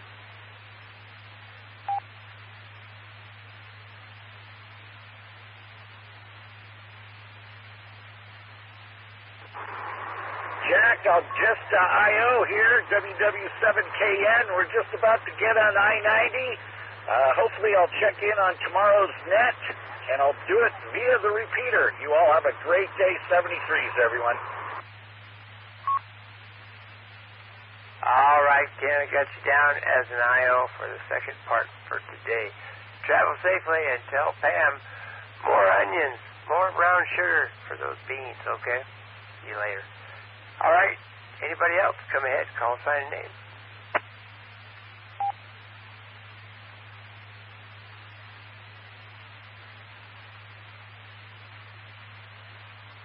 All right, then, I think I'll call last call then for the new net for a Thursday afternoon. If you'd like to get in here, now is a good time to push that button.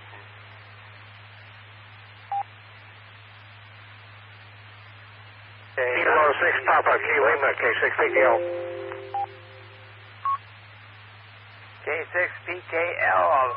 All right, I've got Bill, and I think I heard Brooks, K9BDC. Brooks, was that you? Sir, K9BDC is mobile. Let's get Brooks in there now. Yeah, Bill was killing you there, man. I just heard like I don't even know how much I heard. I didn't hardly hear anything, but instantly my brain said, that's Brooks. K9BDC, let's go, Brooks.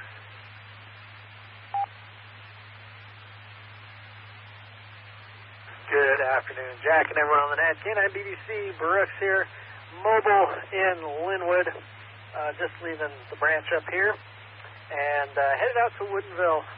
Got some stuff to pick up and drop off, and ended up being a really nice day today. Let's see, Tuesday I had my mouth drilled on, and that seems to go all right. But yesterday I didn't feel so great. I did work yesterday and kind of worked through it, but feeling much better today. One sec. I had to get the car in the right gear. Anyway, but yeah, so feeling much better today, so that's good. I have a little bit of soreness back there on the job, but surprisingly, not all that bad. All things considered, with the torque wrench and all.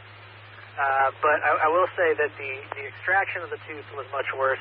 And in hindsight, tooth extraction is a fairly archaic procedure, and installing a stud in your mouth for a new tooth implant is relatively precise. So. Yeah, so I'm just driving out to Woodinville. I've got my packed lunch here that I'm kind of nibbling away as I drive, and looking forward to the picnic this weekend. Should be a lot of fun. It's a great event. Anyone out there that's considering maybe going, definitely consider more. Take a trip over to the psrq.org and sign up on the RSVP list there. So anyway. That's what I got, Jack. Thanks for doing it. 7-3, K9BDC. Well, and back to the issue of the torque wrench, it is amazing, and I think you really make a good point there, that when the tooth comes out, it's kind of like a cartoon show from the old days called the Flintstones, right? And like Bam Bam in there, banging away with his big old club. And then on the other side, it's like Spacely Sprockets and the George Jetsons, right? The Jetsons show. So isn't that interesting? Yeah, technology has really come along. And are you glad of that?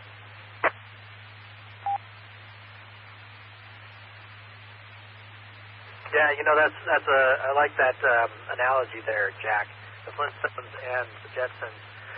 And I believe they're in the same universe, too, if we're gonna go that far. But anyway, yeah, I'm glad that the procedure to get this stud put in is much more advanced, and so far it's been less painful.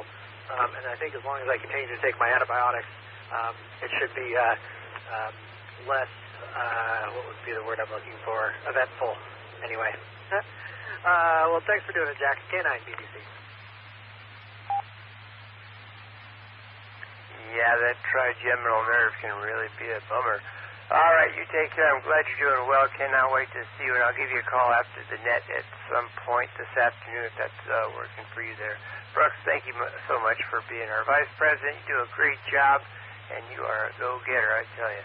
All right, yeah, and have a good day out there. All right, talk to you very soon. Let's go back to Bill. Thank you so much for waiting patiently there, Bill. K6PKL.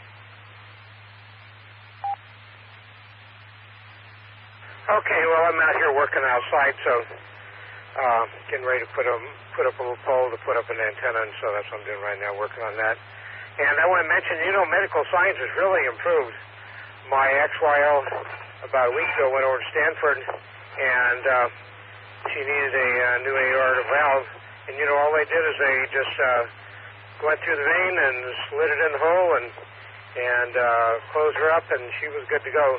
I had a hernia operation a couple years ago, and it was all done by a robot.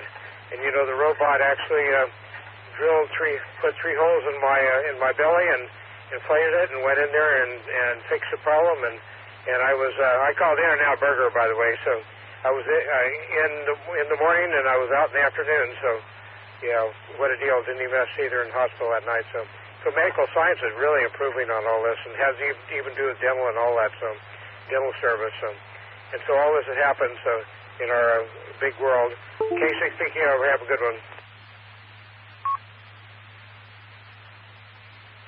All right, hey, thank you very much, Bill. Yeah, it is quite amazing, isn't it? Yep.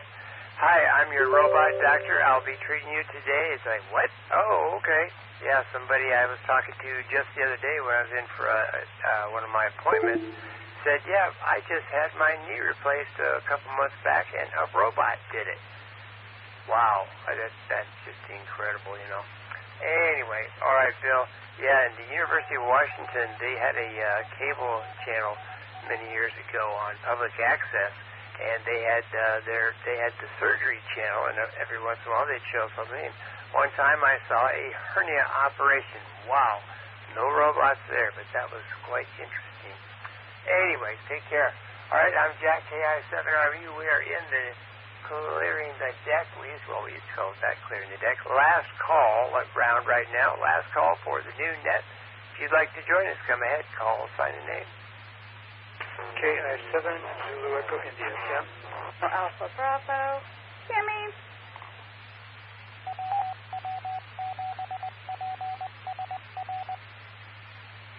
All right, I've got Tim and I've got Kimmy. Who else? Anybody else for last call? W7, JSM, John. All right, John's on the list. Anybody else?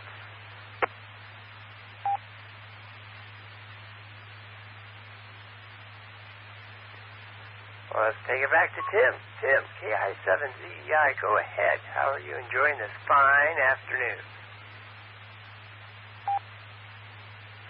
Well, this weather is quite awesome, so I'm enjoying it. I've been doing some stuff, chores in my car, running around doing this and that.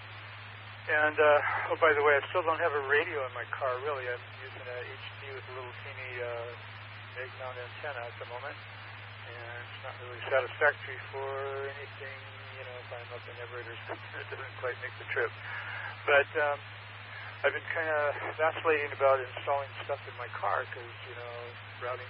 The problem for me is routing the cable. It's like in my old Kia, it's like I got the roof half torn down and stuff, so I can get the cables in and out. And I don't know, it's kind of a mess. I'm not very good at rerouting when I'm after done with the routing, putting on the ceiling panels and all that stuff. But this car has got a lot of space in the engine compartment, and the engine compartment is also very clean. And I'm strongly considering putting my main part of the transceiver up in the engine compartment And when I was at field, I noticed that Doug in KD7DK has a lip mount, and I just finished talking with him to ask him how that worked out. And he says it works out really well and gave me a couple of really good hints.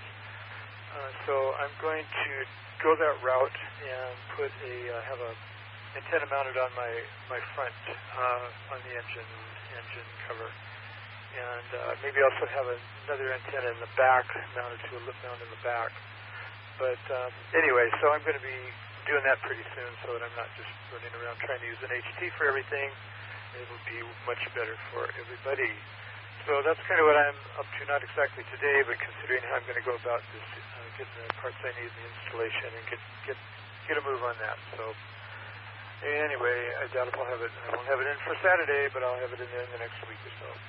That's what's going on with me. Everyone have a wonderful day. It is indeed nice out. KI7ZEI. All right, well, that sounds like a really great place to put the radio. That is nice. Yeah, let us know how that all works out when you're all ready to show it, and then to show it off with a transmission. Looking forward to that, Tim. Looking forward to seeing you on Saturday, as well as Cammy, KJ7RAB. Cammy, take it away.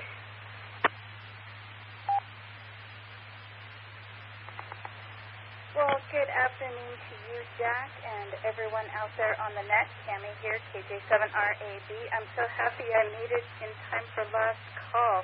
I have been on the phone and in meetings since, I don't know, like 6 o'clock this morning, nonstop, back to back to back, and you can probably hear my computer pinging in the background here. It is sensory overload, but here I am. Making last call.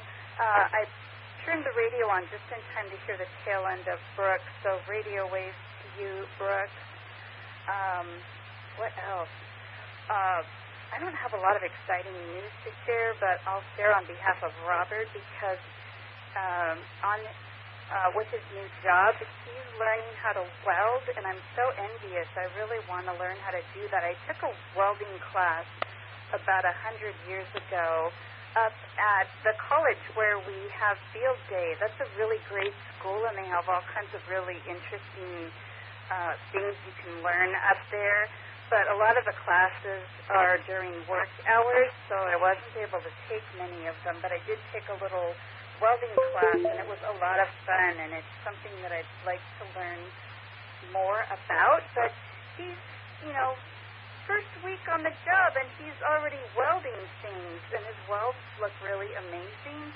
But the thing that's not good is that he thought that he didn't need to wear gloves the whole time, and his hands are bright red now because I think he's almost burned all of his skin off. I mean, it's not that bad, but there's still, it looks like he's been out in the sun way too long, and so I said, you better wear your gloves the next time. And he said, thank you, Captain Obvious. And I reminded him that, I'll be here all week to give my obvious advice. But otherwise, things are going, busy as ever. And I can't believe that we're almost to August. The summer will be over before we know it. And I don't know. I always get kind of sad when the summer's over, but I love the fall time, too. I'm rambling, so I'll just say thank you for getting me in. I'm glad I made last call, and thank you for everything that you do. KJ7RAB, back to net. Comment? All right, hold on there, Grossy. We'll get you in right after John. I want to get John in here real quick, and then we'll get to your comment. We'll let you close out the net. Well, Cammy, I think that's a great idea. Now, of course, we have Grossy coming up, and he is an expert welder and many, many years of welding, and he even did underwater welding, if you can believe that. I mean, this guy, he's all over it. So, but anyway, we'll get to him shortly. But I want to just say that is fantastic. I know Robert is really enjoying it. We've not heard from him for a while because he's just so darn busy on those 410s. But I think tomorrow, Rebecca might hear him a little bit on the new net. I think he's got Friday off. I think that's the schedule, but we'll find out. But anyway, nice to hear you. You have a great afternoon, and I would like to really see you just relax at the picnic and have some nice time and some nice conversation and some good food. I really wish that for you with your insane schedule. Oh boy. Anyway, all right. We'll talk to you later, Captain Obvious. Okay, let's go talk to John. I had to get that dig in there. John, how are you, sir? W7JSM. Well, hello, Jack and everybody. This is John, W7JSM. I'm doing good. I'm sitting here at Wilmot Gateway Park eating a sandwich and getting ready to go to my guitar lesson, but I'm just kind of intriguing because there's a whole bunch of people here, and it looks like they're on a scavenger hunt, and there's all these little pieces of, what do you call it, construction paper, all cut in little squares, and they must have something written on them, but, they're looking high and low, and then the bushes, and then the trees, and it looks like everybody's having a good time just wandering around looking for those items. So, yeah, I don't know what it is. I looked on the Woodinville site and didn't say anything, but who knows? It's hard to say. Anyway, it looks like some kind of organized event because there's probably 50 people involved that I've seen so far, so interesting. On another note, I switched days that I hosted Lake Washington now because I've been having trouble making Sunday because it's one of the wife's days off and she's always trying to get me to go somewhere. And so Rob, N7RLV, agreed to swap with me. So now I'm hosting Thursdays and he's hosting Sundays. So that's kind of nice. Let me let this drop just a second.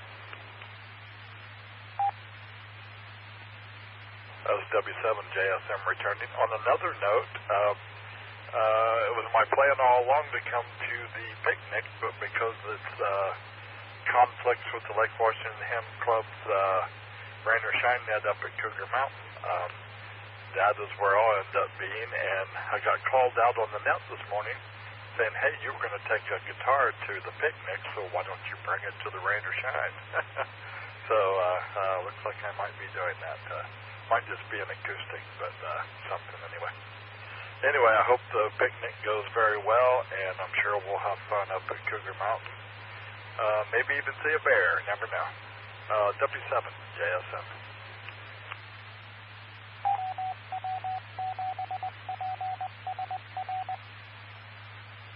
All right, yeah. Well, it sounds like we'll get a guitar book for you that we'll get to you through Megan. So that'll be kind of nice. But, yeah, have a great time at Radar Park there at the trailhead there. And we'll talk to you soon, I hope. And if you can, we'll see if we can't hook up via radio from Cougar Mountain down to Magnolia Park. That'd be a lot of fun. Kirk will be running the noon net, not the 11 a.m.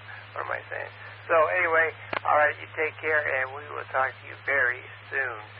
All right, let's get to Grossi. I think he's got a comment about Robert's red hands. That's my guess, but let's go to him now. W7DNG.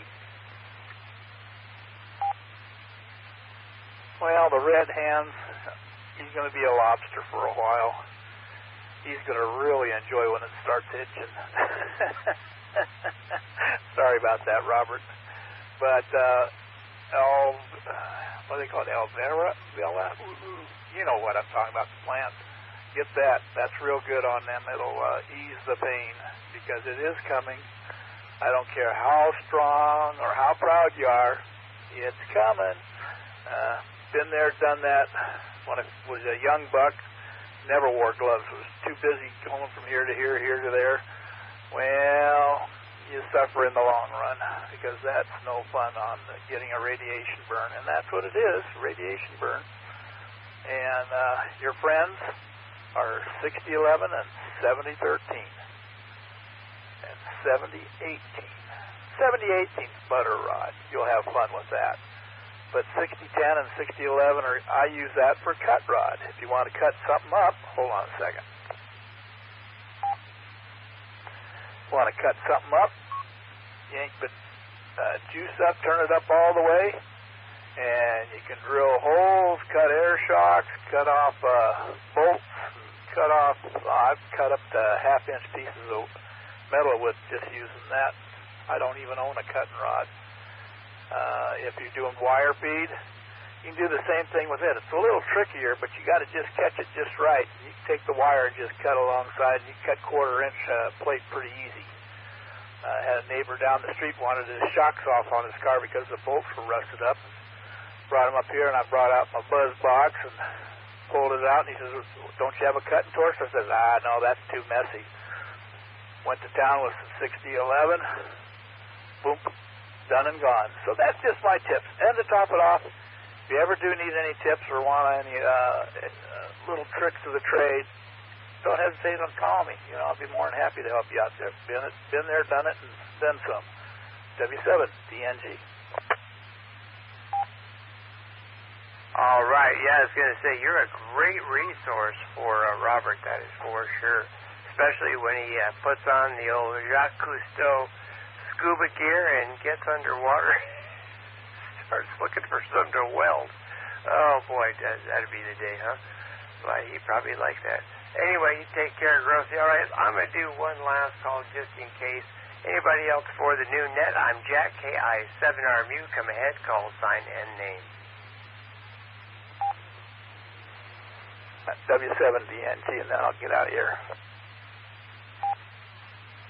All right, go ahead, Grossy. This is kind of like a freebie for all you guys. If any of you guys want to learn how to weld, buzz box, wire feed, whatever, and you want it for your shop, don't go crazy on buying any of the expensive stuff. I got a little, it's a wire feed, plasma cutter, stick welder, and TIG welder. I paid $350 for it. And the TIG welder on that thing, oh my goodness, it does better than the $4,000 rig I had at the shop. And I really like it. I can dang near, I used to be able to weld razor blades together, but my hands aren't steady enough anymore for that. But yeah, that used to be a trick of mine. You go someplace, people say, "Oh yeah, you're a real good welder. Can you weld pop cans and razor blades?" And I go, "Oh yeah." And somebody says, "Oh, they'll pull the dime out on it and throw some razor blades down," and I got to prove it. But like I say, I've been there, done it on the welding. I love that. Unfortunately, that's what took my lungs, and suffered for that today. But it's okay. It was a good life. If I was to do it again, I'd still do it. Matter of fact, I still dabble in it because I enjoy it. I can make everything and anything you need. If it's to be fabricated, Grossy can do it. W7DNG.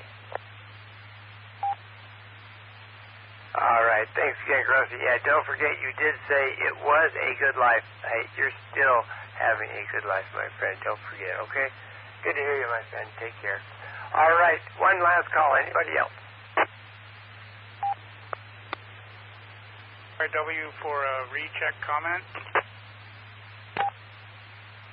Okay, I didn't get that call sign, but go ahead with your comment and give me a call sign first, if you would.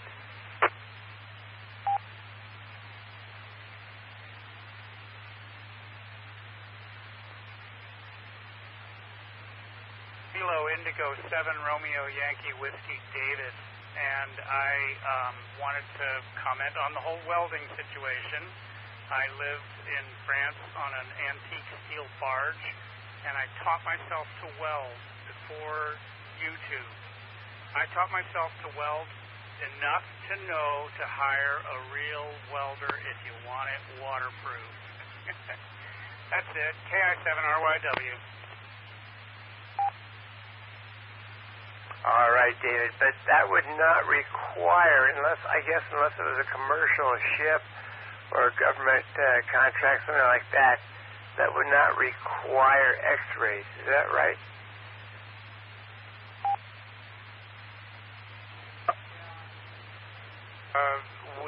In purchasing it, like you get a house survey, you get a boat survey, and the guy who came out used, I think it was sonography. It was an electronic way of measuring the thickness of the steel. The boat had been built in 1904, and it had been covered with sheet metal a few different places, but we had to add a whole lot more. And I didn't do any of that, but later just sticking metals together, and I figured out why it takes decades to really master a trade, a craft like that. Because there's a lot of little details. It takes a steady hand. You need to learn what goes where, when, and exactly how much, etc., etc. KI7RYW. Another comment? All right, last one. Grossi, you're going to close us out. Go ahead. Okay, sorry about that. Yeah, I worked at Todd's for quite a few years down there. When the Polar Star and Polar Sea came in, we used to do deck repair. And believe it or not, we used to use, what size? I can't remember the size. All I remember is the rod itself was the size of 2 pencils together. We called it jet rod. And there could be water on the deck. They dipped these things in, I forget what it was. Yeah. Old age of mine doesn't remember all the stuff they used to put on that stuff. But we'd have rubber boots and rubber gloves, and we'd go walking in the deck. The deck would have maybe a half inch, maybe 2 inches of water on it. And they'd have the cracks lined with dye so you could see them. And you just stuck the stinger down on the crack and just drug it along, and you'd see those little flux curl up behind it and stuff, and guy come back later and they'd be blowing off the deck, and they come through with air on the underneath side and blow it, and you'd have soap up above, and if it didn't do a good weld, you'd see bubbles, and if it was a good weld, you didn't see bubbles. We also did that for doing the seams on the deck walls and stuff too. Yeah, a lot of you get me started in welding. You can tell I'm passionate about welding. It's one of those types of jobs. It was similar like my trucking. I really like trucking, but if I had to pick between the two, I'd do the welding. That was a lot more fun. And it was kind of challenging too. Short break.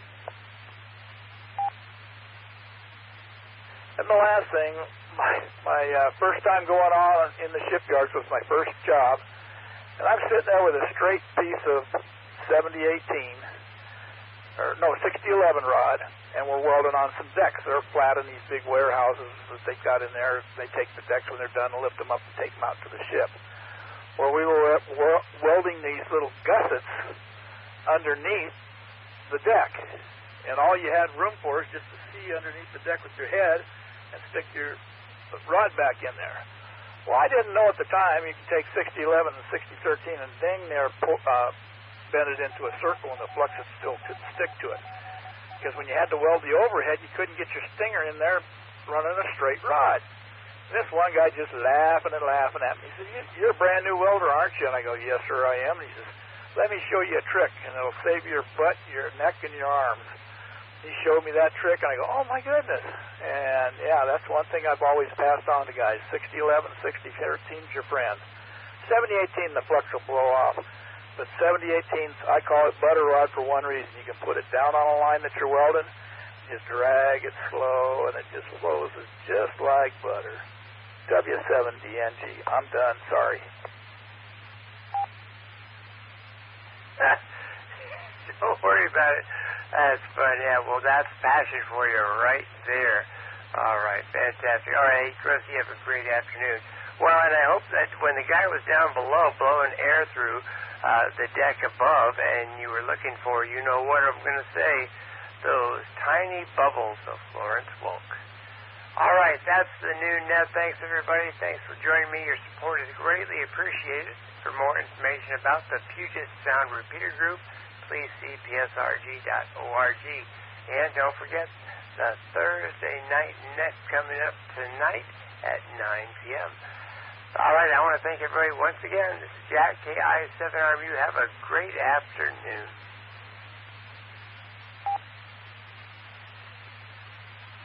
AB6MB for a quick check-in.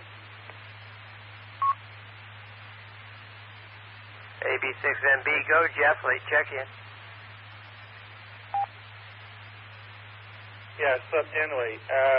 Just wanted to say hi, and weather here is 70 degrees out, and sunny, and drinking coffee, and life is good. So, anyway, thanks for doing that, buddy. AB6MB.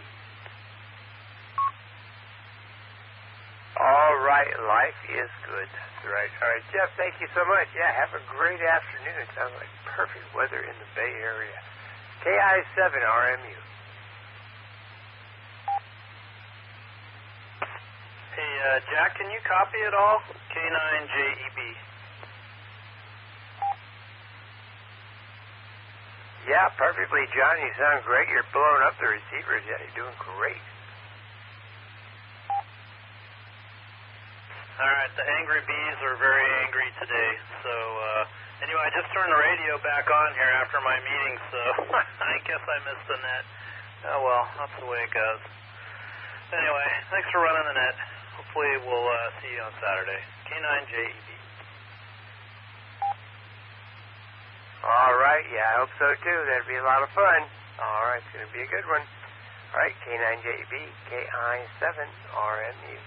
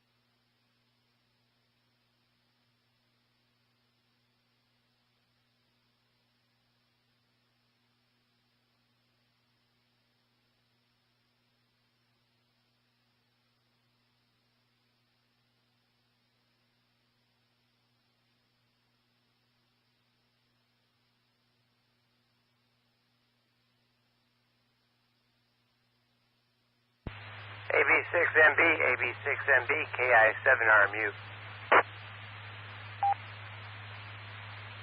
KI7RMU, AB6MB here. Hey, I just turned the TV on for a second. They just announced some sad news. Hulk Hogan has passed away.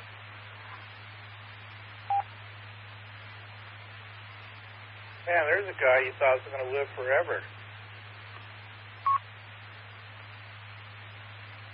Yeah, I was really surprised. I'm just trying to figure out, I don't know how old he was. Yeah, he just seemed like Mr. Enthusiasm, always trying to figure out what's going on next, and here I still don't see it. I don't wonder. Anyway, yeah, I just happened to see that, and I was just heating up my lunch, and I went, what? He's what? Oh, no.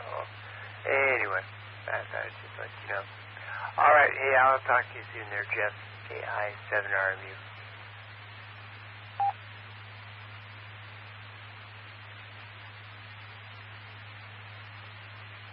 Okay, Jack, thanks for letting me know. That's too bad.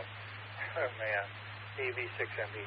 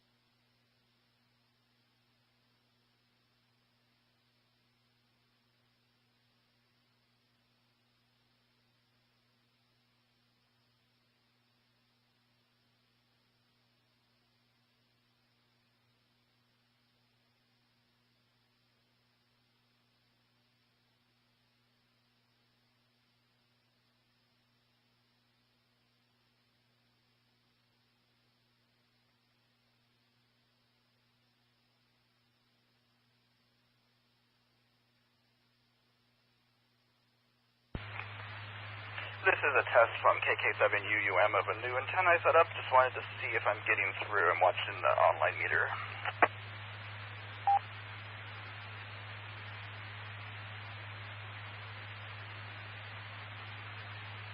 You are coming through loud and clear. Nice antenna. What kind of antenna do you have? AV6MB? I just dropped the power down to 5 watts to see if it still goes through. It's a Comet GP6, and I have it just set up on a bike repair stand, so it's about 5 feet off the ground. I just wanted to get out there and see if it works even here. I'll be spending the weekend trying to figure out where I'm going to put it.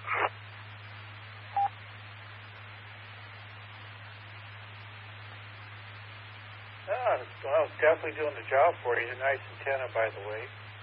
Yeah, I run an antenna net on Friday nights at 7 p.m. on the Papa system, and I get a lot of good reports on the comments.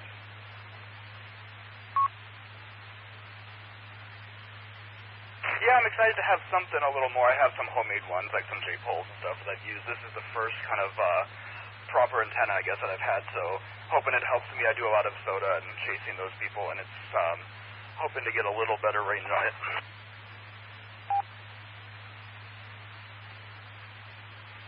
Yeah, he's probably got pretty good range being on a soda and on top there anyway. So, okay, well, good job there. And hopefully the antenna is fairly light, AV6MB. Yeah, this is the one I'll just use at home. It's going to be a little bit too big to take hiking. This is Robert KK7UUM, and I'll be clear. Okay, I was wondering about you taking that antenna up there.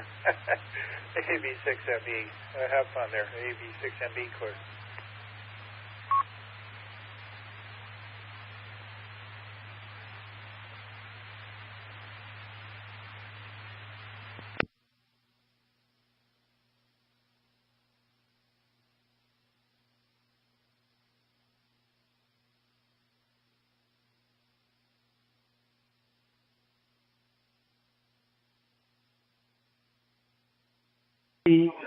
single television channel on a single RF running about 10 watts to another station 30 miles away. So you have a number of hops, shall we say, to get up from London to Bristol or London to Birmingham to Manchester and so forth. I don't know if that makes sense. Of course, CD. Didn't spend too much on it, but it's enough that he can watch it. To RXV listening? Yeah, would this have been? And what were the signals analog? Were you just basically taking the analog signal, like the baseband signal, if you like, and just moving it around the country or distributing